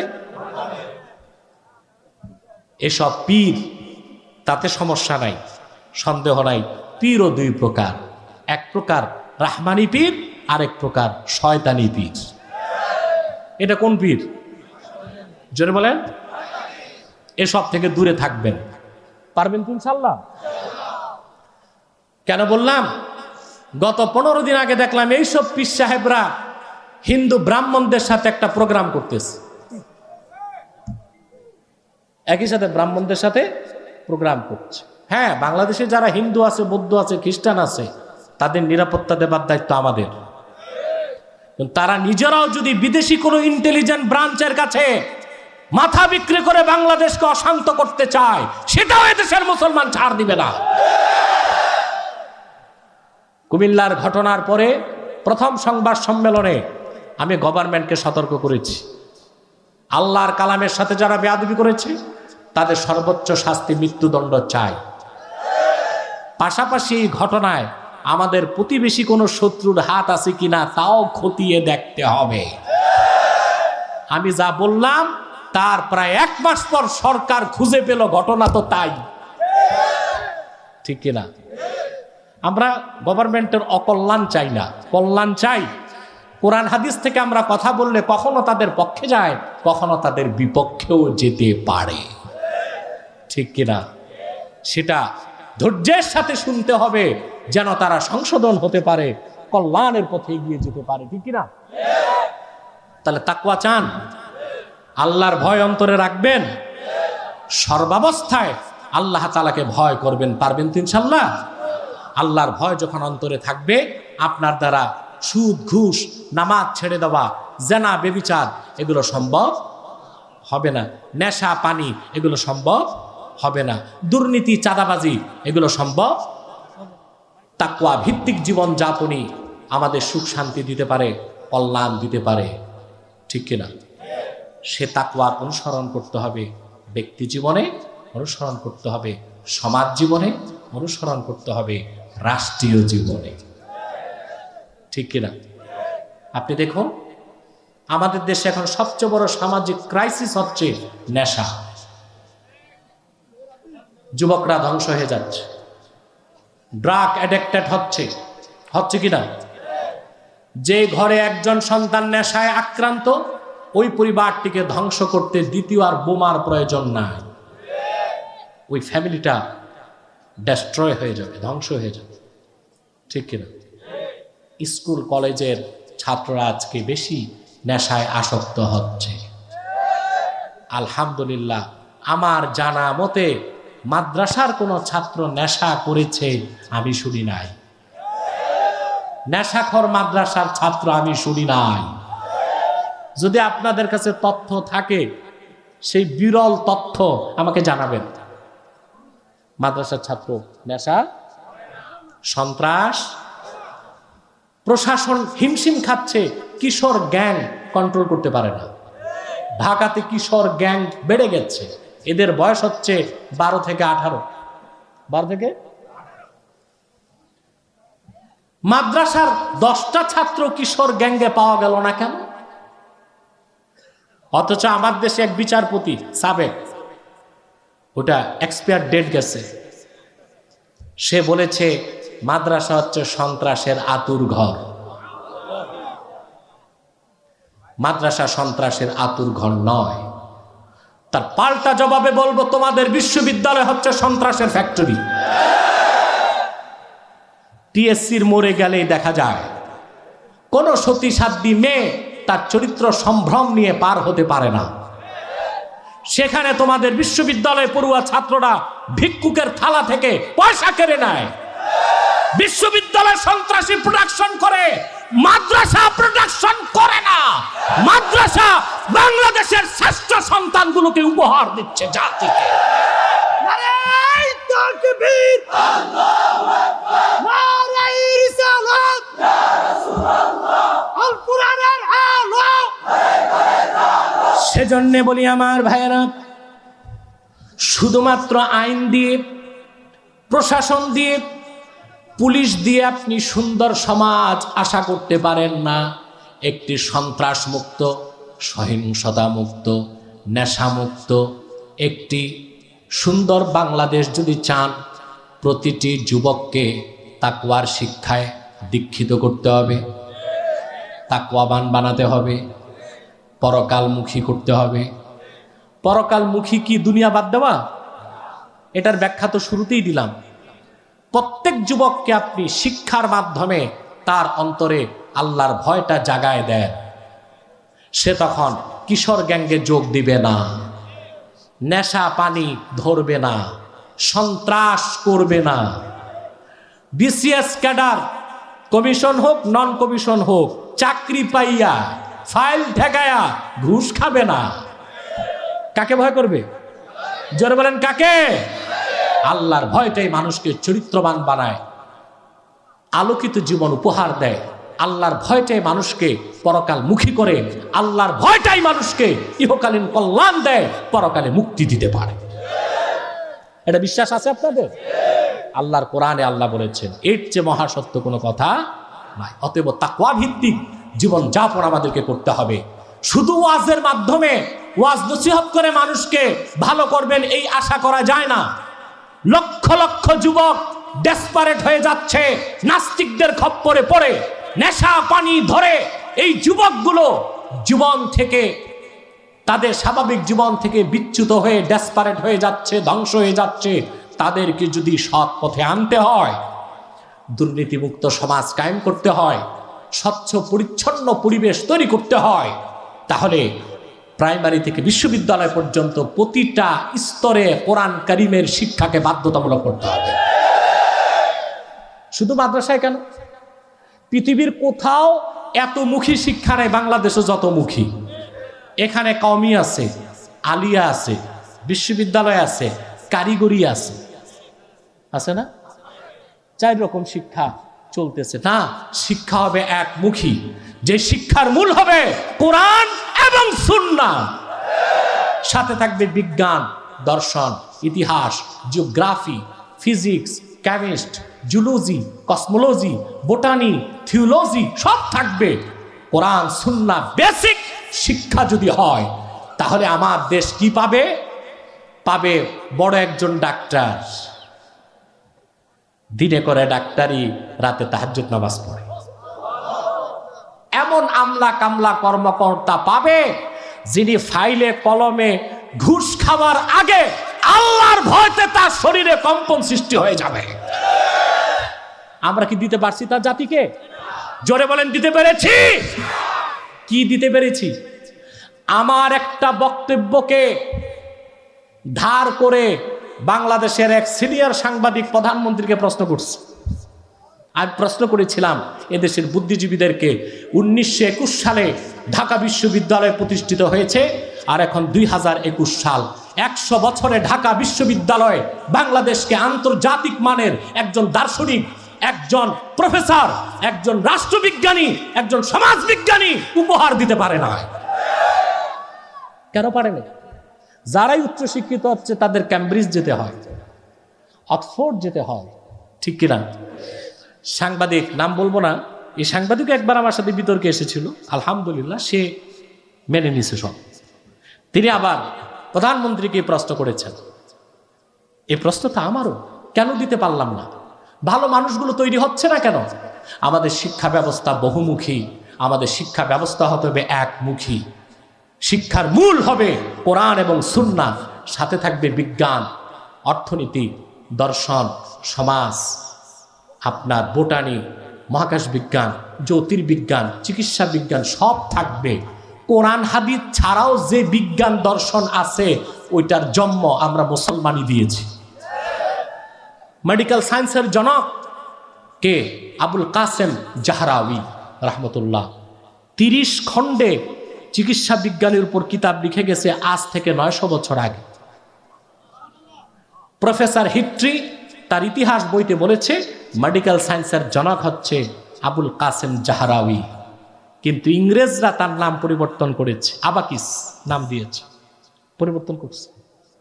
আপনি যে প্লেন, হেলিকপ্টার, রকেট, স্পেস যান, এগুলোর জনক হচ্ছে আব্বাস বিন ফিরনাস, তার বাড়ি ছিল স্পেন।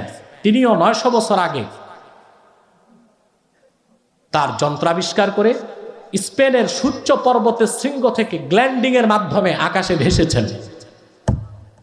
তার 600 বছর পর লিওনার্দো দা ভিঞ্চি প্লেনের নকশা করেছে। আজ থেকে 400 বছর আগে তুরস্কের তুর্কি বিজ্ঞানী ওসমানী খেলাফতের সময় নিজস্ব রকেটে 3 কিলোমিটার পর্যন্ত আকাশে উঠেছে, তারপর প্যারাশুটে নেমে এসেছে। ফসফরাস প্রণালী তারা পার হয়েছে গ্ল্যান্ডিং এর মাধ্যমে।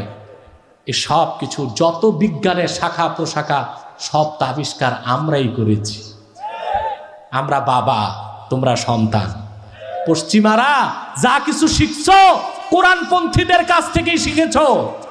তোমরা বিজ্ঞান ও সভ্যতা মুসলমান যা দিয়েছে, কিয়ামত চুম্বন করলেও ঋণ শোধ করতে পারবে না তোমরা। অতএব আমাদের শিক্ষা ব্যবস্থার প্রতিটা স্তরে আল্লাহর কোরআনের শিক্ষাকে বাধ্যতামূলক করলেই আমাদের মধ্যে আর দ্বন্দ্ব থাকবে না। যিনি আমলা তিনি ইমাম সাহেব হতে পারবে। কি হতে পারবে? জোরে বলে, ইমাম সাহেব হতে পারবে। মন্ত্রী যিনি ক্যাবিনেটে সভাপতিত্ব করবে তিনি বড় মসজিদে খুতবা দিবে। কি দিবে? খুতবা দিবে। এখন যারা নেতা হয়, আমলা হয়, কামলা হয়, ওনারা তো নিজেও জানে না জোহর নামাজ মোট কয় রাকাত, ঠিক না? অজুর ফরজ কয়টা, গোসল কেন ফরজ হয় খবরই নেই। ব্যতিক্রম কিছু আছে, তাজুল ইসলাম সাহেব একটু জ্ঞান বুদ্ধি রাখে, ইসলাম সম্পর্কে নলেজ আছে ওনার। আমি আগে আমার বাবার কাছে উনি আসতেন দোয়ার জন্য মনোহরগঞ্জে, দেখতাম ইসলামী অনেক নলেজ আছে তার, কিন্তু এটা তো সংখ্যায় খুব কম বাংলাদেশ, ঠিক কিনা? সংখ্যায় কম না? তা আমরা যদি তাকওয়া ভিত্তিক শিক্ষায় শিক্ষিত হতাম, যিনি বিচারালয়ে জাস্টিস হিসেবে বিচার করতেন তিনি আবার আজান দিলে জুমার নামাজে ইমামতি করতেন। করতেন কিনা? পারতেন কিনা? হসপিটালগুলোতে ডাক্তাররা নামাজ পড়বে, পড়াতে পারে না, ইমাম সাহেব একজন নিযুক্ত করতে হয়। কিন্তু যদি কোরআন সুন্নাহ বেসিক শিক্ষায় শিক্ষিত হতো তিনি ডাক্তারি করতেন, আজান দিলে নামাজও পড়াতেন, ঠিক কিনা? অতএব তাকওয়া গ্রহণ করতে হবে ব্যক্তি জীবন, সমাজ জীবন, রাষ্ট্র জীবনে। সব সমস্যা সমাধান হয়ে যাবে, এটা আল্লাহর কোরআন গ্যারান্টি দিয়েছে। আমরা কি তা পারবো? চেষ্টা তো করব। সফলতা কে দিবেন? আস-সা'য়ু মিন্না ওয়াল ইতমামু মিনাল্লাহ। চেষ্টা আমাদের, প্রচেষ্টা, সফলতা কে দিবেন? আল্লাহ। ইহকালীন কল্যাণ, পরকালীন মুক্তির জন্য আল্লাহ কয়টা ফর্মুলা দিয়েছেন? কয়টা নির্দেশ? একটা শেষ, দ্বিতীয়টা ওয়াকুনু মা'আস সাদিকিন, সত্যবাদীদের সঙ্গী হও। সুবহানাল্লাহ বলবেন। অর্থাৎ নেতা বানাতে হবে কাকে? জোরে বলেন, সত্যবাদী। ওয়াকুনু মা'আস সাদিকিন, সত্যবাদীদের সঙ্গী হও। এই সত্যবাদী কোন সত্যবাদী? প্রশ্ন আসে না? দেখেন আমাদের একটা বিভ্রান্তি, যেমন আমাদের দেশের লোকজন ভালো ভালো মুসলমান বলে লোকটা হিন্দু হলে কি হবে, ভদ্রলোক খুব সত্য কথা বলে কিনা? আরে বাবা, লোকটা মহাসত্য কি গ্রহণ করে নাই, এই দুই ঠোঁটের সত্য কথায় কি হবে? আমরা তো সত্যবাদী চিনি না, চিনি? আমার দেশের লোক ইউরোপ আমেরিকায় চাকরি করে আসে, দেশে আসলে শুধু গপ গায়, ইউরোপে কি দেখেছে, আমেরিকায় কি দেখেছে, মানুষগুলো কত ভালো, তারা চরিত্রবান, তারা সভ্য, তারা ভদ্র। আর আমার দৃষ্টিতে তারা হচ্ছে বিশ্ব মানবতার সাথে প্রহসন করে পশ্চিমারা। তারা নিজ দেশে মানুষের সাথে ভালো ব্যবহার করে, কিন্তু তারা বিগত 100 বছরে প্রথম বিশ্বযুদ্ধের পর থেকে আজ পর্যন্ত পশ্চিমা দুনিয়া যেভাবে মুসলমানদের সম্পদ লুণ্ঠন করেছে, আফগানে, লিবিয়াতে, বাগদাদে, সিরিয়াতে, এই দুনিয়ার সবচেয়ে বড় সন্ত্রাসী অসভ্য জাতি হচ্ছে পশ্চিমা দুনিয়ার মানুষগুলো। আমার দেশে আমেরিকা কানাডা থেকে ঘুরে এসে খালি গপ গায়, ওদের মতো মানুষ হয় না। ওরা খুব ভালো মানুষ, খুব ভালো মানুষ। ওদের চেয়ে মানবতার সাথে প্রহসনকারী, বিশ্ব মানবতার পিঠে ছুরি মেরেছে যারা, তারা পশ্চিমা দুনিয়া। আমরা তাদের আদর্শ অনুসরণ করতে চাই না। আমার দেশে কিছু নেতা, কিছু বুদ্ধিজীবী আছে যারা বাংলাদেশে পশ্চিমাদের গোলামি করে, যারা আমাদেরকে হুমকি দেয় বাংলাদেশে রাষ্ট্র ধর্ম ইসলাম থাকবে না। আমিও পাল্টা হুমকিতে বলেছি বাংলাদেশে তোমার জায়গা হবে না। লক্ষ লক্ষ মুসলমানের রক্তের বিনিময়ে দেশ স্বাধীন হয়েছে। যতদিন দেশের আকাশে সূর্য চন্দ্র উদয় হবে, পদ্মা মেঘনায় পানির প্রবাহ চলবে, ততদিন ইসলাম রাষ্ট্র ধর্ম ছিল, আছে, থাকবে। নারায়ে তাকবীর, নারায়ে রিসালাত, ইয়া রাসূলুল্লাহ, মুফতি কি বেঈমানেরা, হুশিয়ার সাবধান, অ্যাকশন অ্যাকশন, ডাইরেক্ট অ্যাকশন। আমার ভাইরা, আমি স্বাগত জানাই গভর্নমেন্টকে। সেই বিচ্ছিন্ন চিন্তার অধিকারী, ওটা ফুলমন্ত্রী না, প্যারামন্ত্রী, তার বক্তব্যকে সরকার 2 পয়সা দাম দেয় না। তারপর দেশ ছেড়ে পালাইছে, পরিবেশ শান্ত হবার পর ফিরে এসেছে। আমার সেই বক্তব্যকে সারা ভারতে ইন্ডিয়া টিভি প্রচার করল, স্যাটেলাইট চ্যানেল ইন্ডিয়া টিভি প্রচার করলো কি, যে আমার নির্দেশে এই দেশে হিন্দুদেরকে মারা হচ্ছে। বক্তব্য একটা, আর নিচে হিন্দিতে অন্য, মানে তাদের মন মতো ডেস্ক নিউজ তৈরি করে বলল, আর একজন সাংবাদিক ভোকাল দিল। সেই বক্তব্য আনন্দবাজার পত্রিকায় তারা ছাপলো ছবি সহ। নিউ ইয়র্কের গার্ডিয়ান পত্রিকা সেটা দিল যে আমি হচ্ছি বাংলাদেশে সকল সন্ত্রাস এবং মৌলবাদীদের নেতা। প্রিয় সুধী, তাই বলে কি আমরা ভয় পাবো? সত্য তো বলতেই হবে, কাউকে না কাউকে তো সত্যের স্লোগান দিতেই হবে। ভয় পাবার কিছু নাই। সত্যিকার মুমিনকে আল্লাহ তাআলাই হেফাজত করবেন। আর আমাদের বক্তব্যের উদ্দেশ্য এই নয় যে কোনো দলকে বিপদে ফেলে দেওয়া, কোনো দলের সুবিধা করে দেওয়া, এটা আমাদের কাজ নয়। আমাদের ব্যক্তিগতভাবে আমার দর্শন হচ্ছে কোরআন সুন্নাহ থেকে কথা বলবো সকলের কল্যাণে। হতে পারে কখনো তা কারো বিপক্ষে যাবে, হতে পারে কখনো তা কারো পক্ষে যেতে পারে। কথা বুঝতে পেরেছেন? যে ব্যক্তির নীতি হবে কোরআন সুন্নাহর মোতাবেক, তার পক্ষে আমার বক্তব্য চলে যাবে, আর যার বক্তব্য হবে কোরআন সুন্নাহর বিপক্ষে, আমার বক্তব্য তার বিপক্ষে চলে যাবে। এটা আমার দর্শন, এটা আমার মানহাজ, এটার উপর আমি আলহামদুলিল্লাহ চলছি। আমার মিশন ও ভীষণকে এগিয়ে নেবার জন্য এই নীতিতেই আমি অগ্রসর হচ্ছি আলহামদুলিল্লাহ। তাহলে সত্যবাদীকে সত্যবাদী সঙ্গী হতে হবে। ওয়াকুনু মা'আস সাদিকিন, সত্যবাদীদের সঙ্গী হও, এই নির্দেশ কার? এখন প্রশ্ন, আল্লাহর কাছে আমরা প্রশ্ন করি, আল্লাহ সত্যবাদী কারা? ঠিক কিনা? কেন আমাদের দেশে দেখবেন প্রত্যেকেই বলতেছে আমি হক, প্রত্যেক পিসাব বলি আমি, আর সব বাতিল। সব কি বাতিল? যেমন লামাযহাবীরা বলতেছে একমাত্র হকের উপর আহলে হাদিস আছে, আর বাকিরা সব কি বেদাতের উপর আছে। আহলে হাদিসরা নিজেই জানে না তারাই সবচেয়ে বড় বেদাতের ঠিকাদারি নিছে। কুল্লু হিজবিন বিমা লাদাইহিম ফারিহুন, প্রত্যেকেই তার কাছে যেটা আছে ওইটা নিয়ে আনন্দ করতেছে। আমি হকের উপর আছি। কিসের উপর আছি? হকের উপর আছি। আর অল্প সময়, কষ্ট হচ্ছে। আমি বিষয়টা শেষ করছি। এখন প্রত্যেকেই তো বলতেছে আমি হক, আমি কি। দেখবেন যে পিসাব আসবে তার খলিফা মাইক নিয়া 6 ঘন্টা ওয়াজের একটাই বিষয়, হক দরবার।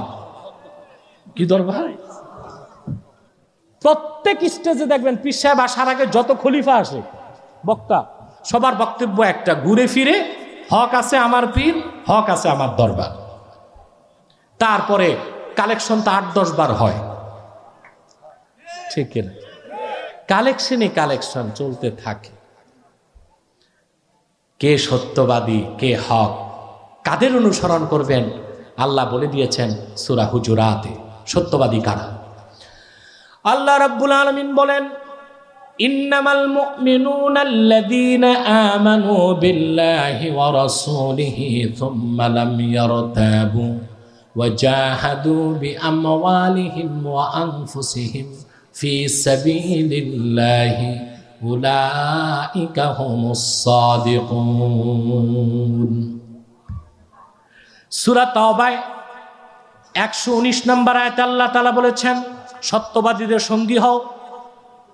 সত্যবাদী কারা সেই ব্যাখ্যা আল্লাহ সূরা হুজুরাতে দিলেন। নিশ্চয় পরিপূর্ণ মুমিন তারা যারা ঈমান এনেছে আল্লাহর উপর, ঈমান এনেছে মুহাম্মদ সাল্লাল্লাহু আলাইহি ওয়াসাল্লামের উপর। সুম্মা লাম ইয়ারতাবু, অতঃপর ঈমানের কোনো বিষয়ে সন্দেহ রাখলো না, ঈমানটা পরিপূর্ণ হয়ে গেল।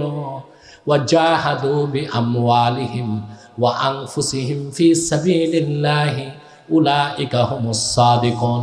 তারপর জানমাল নিয়ে আল্লাহর দিন কায়েমের জন্য আল্লাহর পথে জিহাদ করে তারাই সত্যবাদী, তারাই সাদিকুন, তাদের অনুসারী হয়ে যায়। সত্যবাদী কারা পেয়েছেন? প্রথম লাগবে ঈমান। প্রথম কি? 2 নাম্বার, ঈমান হতে হবে সন্দেহ মুক্ত, পরিপূর্ণ ঈমান। 3 নাম্বার, ওই ব্যক্তি তার জানমালকে উৎসর্গ করবে আল্লাহর দিন কায়েমের জন্য, প্রতিষ্ঠার জন্য। এই 3 শর্ত যার মধ্যে আছে আল্লাহ বলেছেন সে সাদিকুন, সে সত্যবাদী। আল্লাহ বলেছেন ওয়াকুনু মা সাদিকিন, সত্যবাদীদের সঙ্গী হয়ে যাও। আমার ভাইয়েরা, বাংলাদেশে আলেম সমাজ এখন নিরাশ হয়ে গেছে। কত আর মার খাবো, কত আর নির্যাতন হবে? আত্মসমালোচনা করুন। কেন মার খান, কেন নির্যাতন হয়, কেন নিপীড়ন হয়? আপনার ভুল ভ্রান্তিগুলো সংশোধন করার জন্য আল্লাহর কোরআনকে খুলে ধরুন। আল্লাহর পক্ষ থেকে বিজয় আসার জন্য যে ধরনের ঈমান দরকার, যে শর্ত পূরণ করা দরকার, তা তো আমরা করতে পারি না। সেই শর্ত কি? আল্লাহ রাব্বুল আলামিন বলেছেন, আল্লাহ পাক বলেন, ওয়ামান ইয়াতাওয়াল্লাল্লাহা ওয়া রাসূলাহু ওয়াল্লাযীনা আমানু ফাইন্না হিজবাল্লাহি হুমুল গালিবুন। যারা আল্লাহকে মালিক হিসেবে মানবে, কাকে? জোরে বলেন কাকে? আর নূর নবী মুহাম্মদ সাল্লাল্লাহু আলাইহি সাল্লামের উম্মত হবে, খাঁটি উম্মত হবে। 3, মুমিনকে নেতা মানবে, নেতৃত্ব দিবে মুমিনরা। আল্লাহ বলেন ফাইন্না হিজবাল্লাহি হুমুল গালিবুন, তারাই আল্লাহর দল, আর আল্লাহর দল বিজয়ী হবেই হবেই হবে। তাদের বিজয়কে ঠেকাবার ক্ষমতা পৃথিবীর কোনো শক্তির নাই। 20 শতাব্দীতে তার প্রমাণ মধ্য এশিয়াতে আমরা দেখতে পেয়েছি। সারা দুনিয়ার পরাশক্তি আল্লাহর দলের সৈনিকদের পরাজিত করতে পারে নাই। মধ্য এশিয়ার মাটিতে আল্লাহর কালিমার ঝান্ডাকে তারা রাষ্ট্রীয়ভাবে উড্ডীন করতে পেরেছে, ঠিক কিনা বলে? আমরা পারি না। আমাদের মধ্যে সমস্যা আছে, ঈমানটা ঠিক করি নাই, নেতা ঠিক ধরি নাই, জীবনের সকল নীতি কোরআন সুন্নাহ থেকে নেই নাই। আমরা অনেকে অভিভাবক বানিয়েছি পশ্চিমাদেরকে, ঠিক কিনা? পশ্চিমারা আমাদেরকে ট্রাম্প কার্ড বানিয়েছে, মন মতো খেলে আমাদেরকে নিয়ে, ঠিক কিনা বলেন? এই সুযোগ আর পশ্চিমাদের দেওয়া যাবে। জাতিকে ঐক্যবদ্ধ হতে হবে, কোরআন সুন্নাহর নীতিতে ফিরে আসতে হবে, সাদিকিন সত্যবাদীদেরকে নেতৃত্ব দিতে হবে। দুনিয়ার কোন অপশক্তি তোমার বিজয়কে থামায় রাখতে পারবে না, পারবে না, পারবে না। পারবেন তো ইনশাল্লাহ? এবার একটা উদাহরণ দিয়ে শেষ করি। একটা বাস চট্টগ্রাম যাবে কুমিল্লা থেকে, খুব দামি বাস। বাস কি দামি বাস? এটা কিছু এখন কমফোর্টেবল বাস চলে আপনাদের ঢাকা চিটাং রোডে, চলে না? তারা দাবি করে বিমানের আরাম পাওয়া যায়, ডায়লগ দেয় তারা সড়ক পথে বিমানের ছোঁয়া। অবশ্য আমি দেখেছি যে বাসের দরজা জানালা নাই, লক্কর চক্কর, এটার পিছু লেখা আছে সড়ক পথে বিমানের ছোঁয়া। লিখতে কি ঠিক কিনা? 40 জন যাত্রী, সামনে 10 জন দেশের সেরা পিসাব, তারপর 10 জন শেখুল হাদিস, তারপর 10 জন মুহাদ্দিস, তারপর 10 জন সেরা বক্তা। বাসে যত 40 জন যাত্রী সব আউলিয়া কেরাম। ড্রাইভার যিনি বসছেন উনি ড্রাগ অ্যাডিক্টেড, নেশাখোর। বাস নিরাপদে কুমিল্লা থেকে চট্টগ্রাম যাবে? কথা বলেন না, আরেক ট্রাকের সাথে সংঘর্ষ হবে? কথা বলেন হবে? যাত্রী সব আউলিয়া কেরাম, ড্রাইভার নেশাখোর। এটা চট্টগ্রাম যাওয়ার আগে আরেকটা ট্রাকের সাথে সংঘর্ষ হবে এবং 40 জন যাত্রীর প্রত্যেকেই কেউ নিহত হবে, কেউ আহত হবে।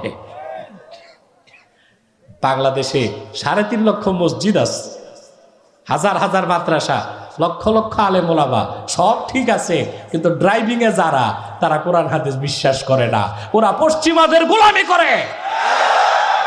এটি আমাদের ব্যর্থতার মূল। আল্লাহ পাক যেন আমাদেরকে কোরআন সুন্নাহর পথে ফিরে আসার তৌফিক দেন। যেন বলেন আল্লাহুম্মা আমিন। আরেকটা কথা বলে দিই, সামাজিকভাবেও আপনারা আল্লাহ তাআলার এই নির্দেশটা মানবেন, কারণ কোরআনের নির্দেশ পালন করতে হয় 3 ক্ষেত্রে: ব্যক্তি জীবন, সমাজ জীবন, রাষ্ট্র জীবন। আমি সমাজ ও রাষ্ট্রীয় জীবনের যে কথা বললাম, ব্যক্তি জীবনের কথা বলছি, সমাজ জীবনের কথাটাও বলে দিই।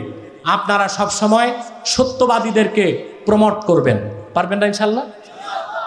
ইউপি নির্বাচন হচ্ছে, এমপি ইলেকশন হচ্ছে, উপজেলা নির্বাচন হচ্ছে, দেখবেন মন্দের ভালোকে, যে নামাজ পড়ে তাকে ভোট দেবার চেষ্টা করবেন, যে নামাজ পড়ে না তারে বাদ দেবার চেষ্টা করবেন, যে হক হালালিতে চলে তাকে সমর্থন দিবেন, যে ব্যক্তি সুদ ঘুষ চাঁদাবাজি করে তারে বাদ দিবেন, যে ব্যক্তি কোরআন সুন্নাহ আলেম ওলামাকে ভালোবাসে তাকে পৃষ্ঠপোষকতা করবেন, আর যে কোরআন সুন্নাহ আলেম ওলামা বিরোধী তাকে ম্যান্ডেট দিবেন না। এই ক্ষেত্র কুনুমা সাদিকিন, সত্যবাদীদের সঙ্গী হবার আমল করতে হবে। পারবেন? সাদাকাল্লাহুল আযীম ওয়া সাদাকা রাসূলুহুন নবিয়ুল কারীম। আমি আর আপনাদের কষ্ট দিচ্ছি না, অনেক রাত হয়ে, আপনারা উঠতেছেন কেন? ও এসব বলি আল্লাহ, ওনাদের দোয়া মোনাজাত লাগে না, ওনাদের দোয়া মোনাজাত লাগে না, ওনারা চলে যাচ্ছে, যান, সমস্যা নাই। কিন্তু আমার মতো পাপি তাপি যারা আমার সাথে দোয়া করে যাবেন। সম্মানিত শুধু আমি আর আপনাদের কষ্ট দিচ্ছি না, আপনাদেরকে বিদায় লগ্নে কিছু কথা আমি বলে দেই। এটা আমার ইমানি দায়িত্ব হিসেবে, সাংগঠনিক দায়িত্ব হিসেবে, আপনাদের মুসলমান বড় ভাই হিসেবে এটা আমার দায়িত্ব, আমি বলে দিই। যেখানে যাই সেখানেই বলে দিই। আপনার বাংলাদেশে বিভিন্ন দলের লোক আছেন, এখানে আছেন না? এই ময়দানে দলের পরিচয় কেউ এসেছেন? এখানে একটা পরিচয়, আমরা মুসলমান, ঠিক কিনা? আমি আপনাদেরকে করজোর অনুরোধ করব, আপনারা এলাকাতে দলাদলি করবেন না, মুসলমান মিলেমিশে থাকবেন।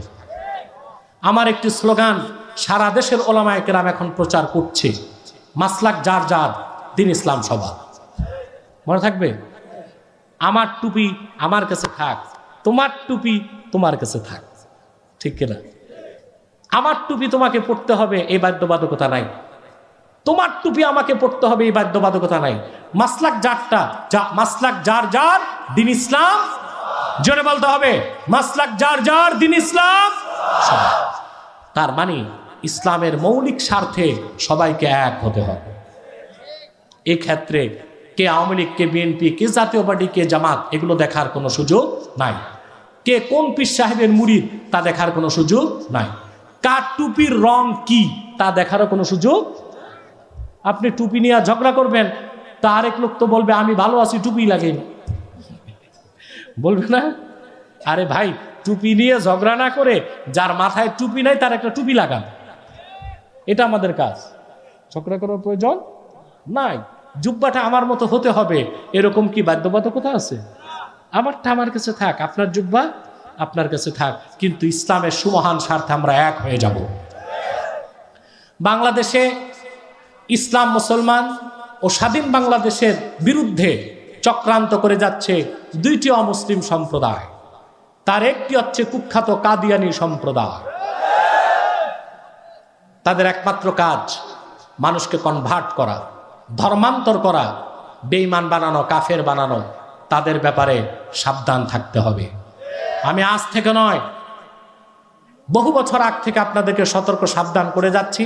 আলহামদুলিল্লাহ, সেজন্য খাতমে নবুয়ত আন্দোলনের কর্মী আপনাদের লাকসাম মনোহরগঞ্জে প্রচুর আছে। আলহামদুলিল্লাহ, আপনারা সব সময় সাবধান থাকবেন কাদিয়ানীদের চক্রান্ত যেন তারা বাস্তবায়ন করতে না পারে। তারা অমুসলিম, তারা কাফের। তাদেরকে যারা কাফের বলবে না, তারাও কাফের।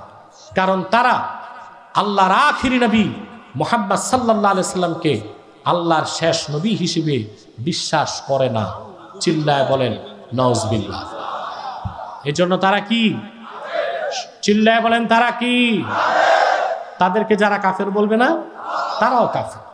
মানুষকে ধোঁকা দিয়ে কাফের বানাবার জন্য তারা মুসলমানদের মতো দাড়ি রাখে, টুপি লাগায়, মুসলমানদের মতো নাম রাখে। তাই বলে কি তারা মুসলমান হবে? দাড়ি রাখলে কেউ যদি মুসলমান হতে পারত, তো রবি ঠাকুরের চেয়ে বড় মুসলমান কে হইত? সে কি মুসলিম ছিল না অমুসলিম? নাম রাখার দ্বারা মুসলমান হওয়া যায়? এক শয়তান বোতল ভর্তি পেশাব, উপরে নাম লিখছে শরবত। এটা কি শরবত হবে? ভিতরে কি? তদ্রুপ কাদিয়ানীরা অমুসলিম। আব্দুল আউয়াল, আব্দুস সামাদ, মোবাশ্বের আলী, কবির চৌধুরী, এসব নাম রাখার দ্বারা তারা মুসলমান হতে পারে না।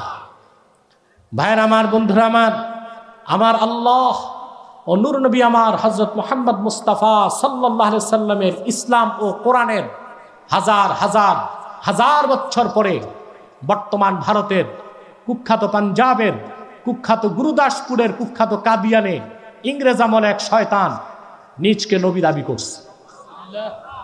চিল্লায় বলেন নাউজুবিল্লাহ।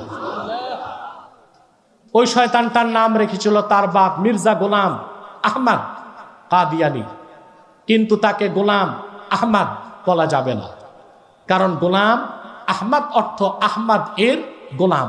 কোন কাফের কোনোদিনও গোলাম আহমদ এর গোলাম হতে পারে না। আর কাদিয়ানের কাজ্জাব ছিল শেষ দরজার কুখ্যাত কাফের। সে গোলাম আহমদ এর গোলাম ছিল না, সে ছিল কুখ্যাত শয়তানের কুখ্যাত গোলাম। কাদিয়ানের কাজ্জাব, মিথ্যা নবুয়তের দাবিদার মির্জা গোলাম শয়তান কাদিয়ানির উপর গজব এসেছে 1908 সালে। যখন গজব এসেছে, কাদিয়ানের কাজ্জাব, মিথ্যা নবুয়তের দাবিদার মির্জা গোলাম শয়তান কাদিয়ানি 1908 সালে ধ্বংস হয়ে কুখ্যাত জাহান্নামের কুখ্যাত কুকুরে পরিণত হয়েছে। তার অনুসারীরাও ধ্বংস হয়েছে। বর্তমানে কিছু কাদিয়ানি বাংলাদেশে আছে, যারা ইসলাম ও মুসলমানের বৃদ্ধাচরণ করে যাচ্ছে এবং বিদেশি এজেন্সির টাকা নিয়ে বাংলাদেশের স্বাধীনতা, সার্বভৌমত্বের বিরুদ্ধে কাজ করে যাচ্ছে। তাদেরকে নির্মূল করার জন্য সকল দলের মুসলমানকে ঐক্যবদ্ধ হইতে হবে। তারা মানুষকে ধোঁকা দিয়ে কাফের বানাবার জন্যে নাম পরিবর্তন করে করে মিথ্যা পরিচয় দেয়। কখনো নিজেদের পরিচয় দেয় আহমদি জামাত, কখনো বলে আহমদিয়া জামাত, কখনো বলে আহমদি সম্প্রদায়, কখনো বলে আহমদিয়া সম্প্রদায়, কখনো বলে আহমদি মুসলিম জামাত, কখনো বলে আহমদিয়া মুসলিম জামাত। সাবধান, যত কাদিয়ানি ছিল আছে থাকবে, তারা কেউ আহমদি জামাত নয়, আহমদিয়া জামাত নয়, আহমদি সম্প্রদায় নয়, আহমদিয়া সম্প্রদায় নয়, আহমদি মুসলিম জামাত নয়, আহমদিয়া মুসলিম জামাত নয়। তারা শয়তানি জামাত, কুখ্যাত জাহান্নামের কুখ্যাত কুকুরের দল। আমাদের সকল দলের একটাই দাবি, অনতিবিলম্বে স্বাধীন বাংলায় শয়তান কাদিয়ানীদেরকে রাষ্ট্রীয়ভাবে অমুসলিম ঘোষণা করতেই হবে, করতেই হবে, করতেই হবে। এই দাবি আদায়ে যদি তাহরিকে খাতমের মত বাংলাদেশের ব্যানারে জানমাল দিতে হয়, কার কারা কারা প্রস্তুত আছেন হাত তুলে দেখা।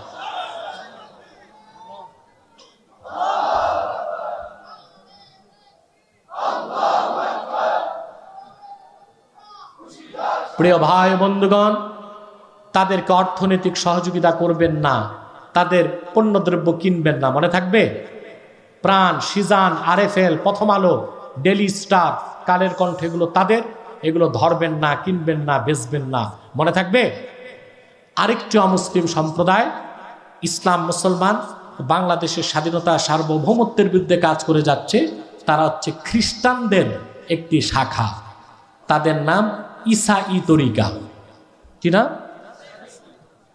তারা বলে যে তারা মুসলমান, কিন্তু বলে তারা ঈসার উম্মত মুসলমান। ঈসার উম্মত কি মুসলমান না খ্রিস্টান? দুঃখ পাবেন শুনলে, বর্তমানে বাংলাদেশে তাদের সংখ্যা 9.5 লক্ষ পার হয়েছে। তাদের এক নেতা কানাডা থাকে, কানাডা এক বিশ্ববিদ্যালয়ে হিস্ট্রি ডিপার্টমেন্টের প্রফেসর, আমি তার নাম বলবো না, গত রোজায় সে আমার কাছে পরাজিত হয়েছে ডিবেটে। আপনারা দেখে নেবেন রোজায় যে আলোচিত ডিবেটটা হয়েছে, কথা বুঝতে পারছেন? তারা হচ্ছে ঈসাই তরিকা।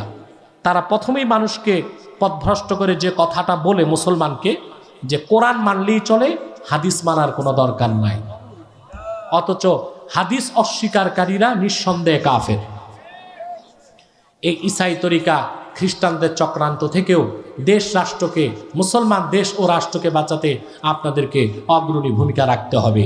সেজন্যে তাহরিকে খাতমে নবুয়ত বাংলাদেশ আপনাদেরকে নেতৃত্ব দিবে। প্রস্তুত আছেন না আল্লাহর রহমতে? আমি আর কথা বেশি আর বলার প্রয়োজন নাই। তাহরিকে খাতমে নবুয়ত বাংলাদেশ মনোহরগঞ্জ থানা কমিটি কাজ করে যাচ্ছে আলহামদুলিল্লাহ। আমি বিশেষ করে আমাদের সেক্রেটারি ছিলেন আমার দাদা হুজুর রহমতুল্লাহ, খুবই মহাব্বতের মুরিদ। আব্বা হুজুর রহমতুল্লাহ খুব মহব্বত করতেন। আমাদের উপদেষ্টা ছিলেন ফখরুল ইসলাম মজনু ভাই, আপনাদের হাটির পাড়েন, তিনি ইন্তেকাল করেছেন কয়েক মাস আগে। আমি তার জন্য দোয়া চাই, আল্লাহ যেন তাকে জান্নাত নসিব করেন। আসুন আমরা মোনাজাতের আগে আমরা একটু দরুদ সালাম পড়ব, যেন আল্লাহ তাআলা আমাদের দোয়াকে কবুল করেন। মহব্বতে সাল্লাল্লাহু আলা মুহাম্মাদ। সিঙ্গেল মাইক দাও, সিঙ্গেল মাইক। সাল্লাল্লাহু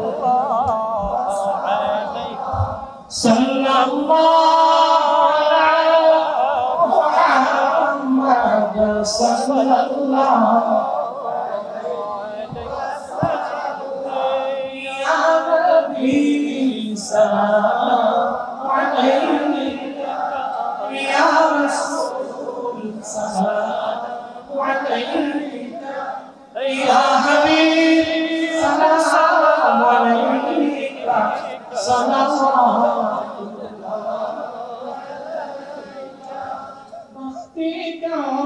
चमके सितारा हाजिरी का हो इशारा देख कर रोज़ा प्यारा फिर कहे हम खादिम तुम्हारा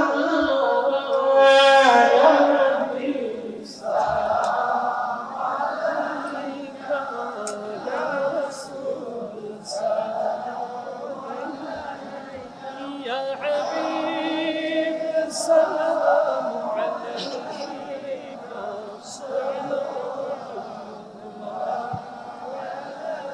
محمد رسول الله صلى الله عليه وسلم ختم الله به النبوة وحكم لا نبي بعده يا نبي يا رسول سلام عليك يا حبيب سلام عليك صلوات بلغ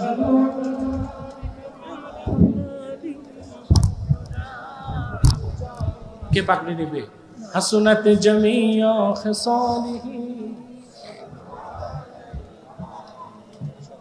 ربنا آتنا في الدنيا حسنة وفي الآخرة حسنة وقنا عذاب النار ربنا ظلمنا أنفسنا وإن لم تغفر لنا وترحمنا لنكونن من الخاسرين আল্লাহ তাআলা হাটির পার নূরে মদিনা নুরানি হাফিজিয়া মাদ্রাসার উদ্যোগে আজকের মাহফিলে তোমার অসংখ্য নেককার বান্দা নিয়ে হাত তুলেছি। এতগুলো মানুষের মধ্যে যার দুটো হাত তোমার ভালো লাগে আল্লাহ, তার দুটো হাতের বিনিময়ে আমাদের জীবনের সব গুনাহ তুমি মাফ করে দাও। আল্লাহ তাআলা রব্বুল আলামিন, হৃদয়ের গভীর থেকে দোয়া করি আল্লাহ, তোমার আখিরি নবী নূর নবী আমার মুহাম্মদ সাল্লাল্লাহু আলাইহি ওয়াসাল্লাম আজ থেকে ১৫০০ বছর আগে দুনিয়ার থেকে বিদায় নিয়েছেন। হায়াতুন নবী হিসেবে জান্নাতুল ফেরদাউস রওজা মুবারকে বিশ্রাম নিয়েছেন।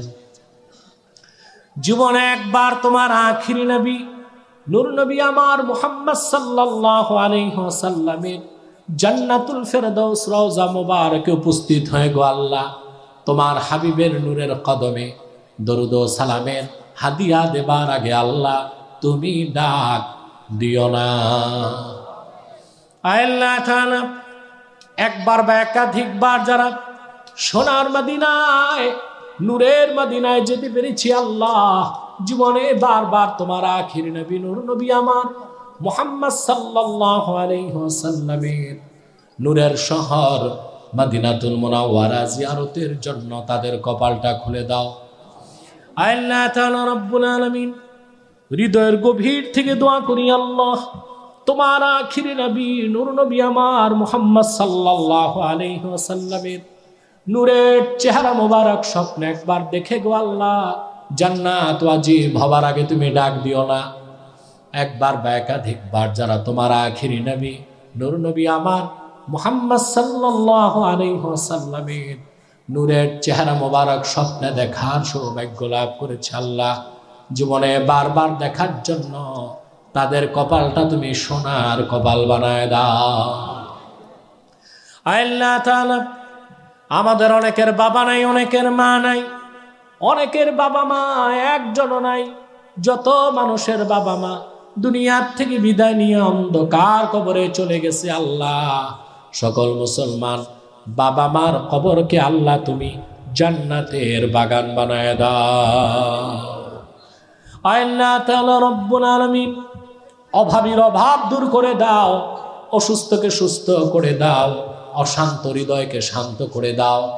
আল্লাহ তাআলা হাটির পার নূরে মদিনা নুরানি হাফিজিয়া মাদ্রাসার জন্য যারা জায়গা দিয়েছে রব্বুল আলামিন, ধন দিয়ে সহযোগিতা করেছে, মন দিয়ে খেটেছে, তাদের প্রত্যেকের খেদমতকে তুমি কবুল করে নাও, ধনমনকে কবুল করে কাল কিয়ামতের দিন তাদেরকে আজরুন আজিম ব্যবস্থা দিয়ে দিও, আজরুন আজিম তাদের জন্য তুমি বরাদ্দ করে দিও।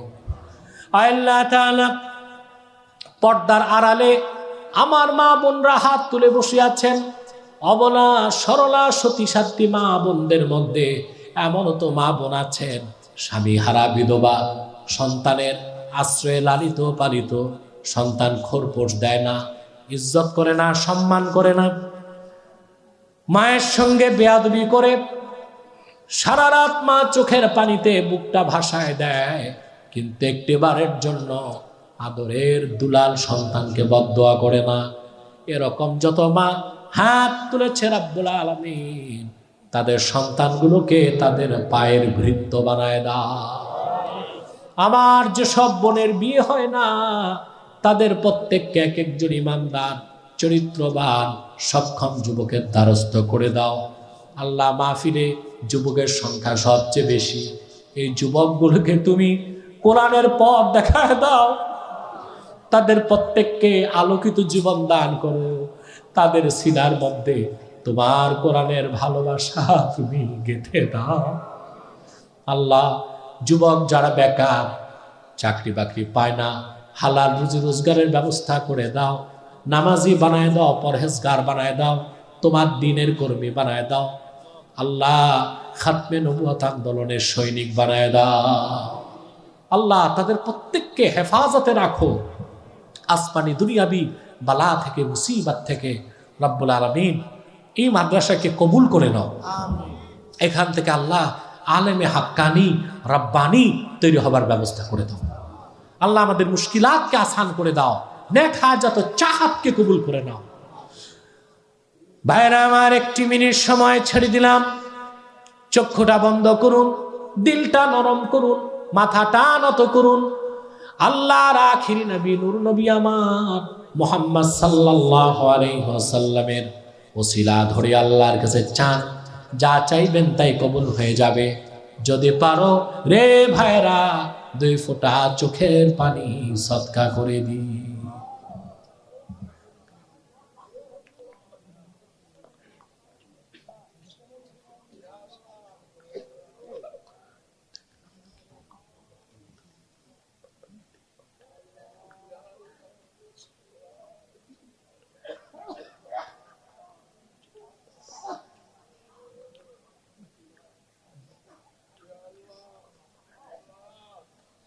আল্লাহ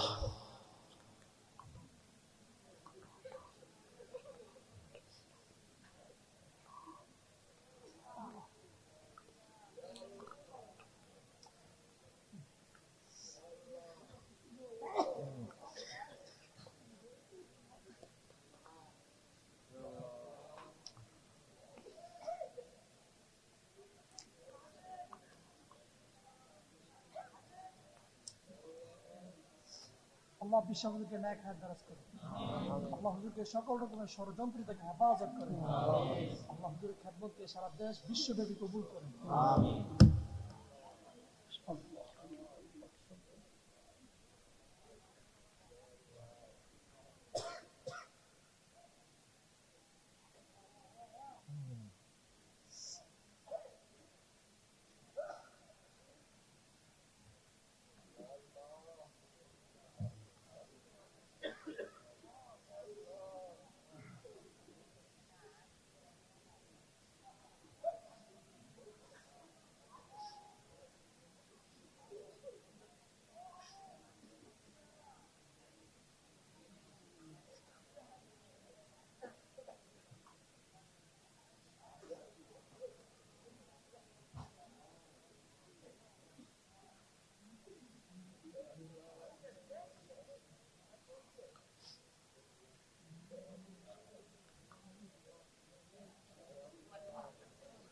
প্রত্যেকে বাবার কথা, মায়ের কথা মনে করেন।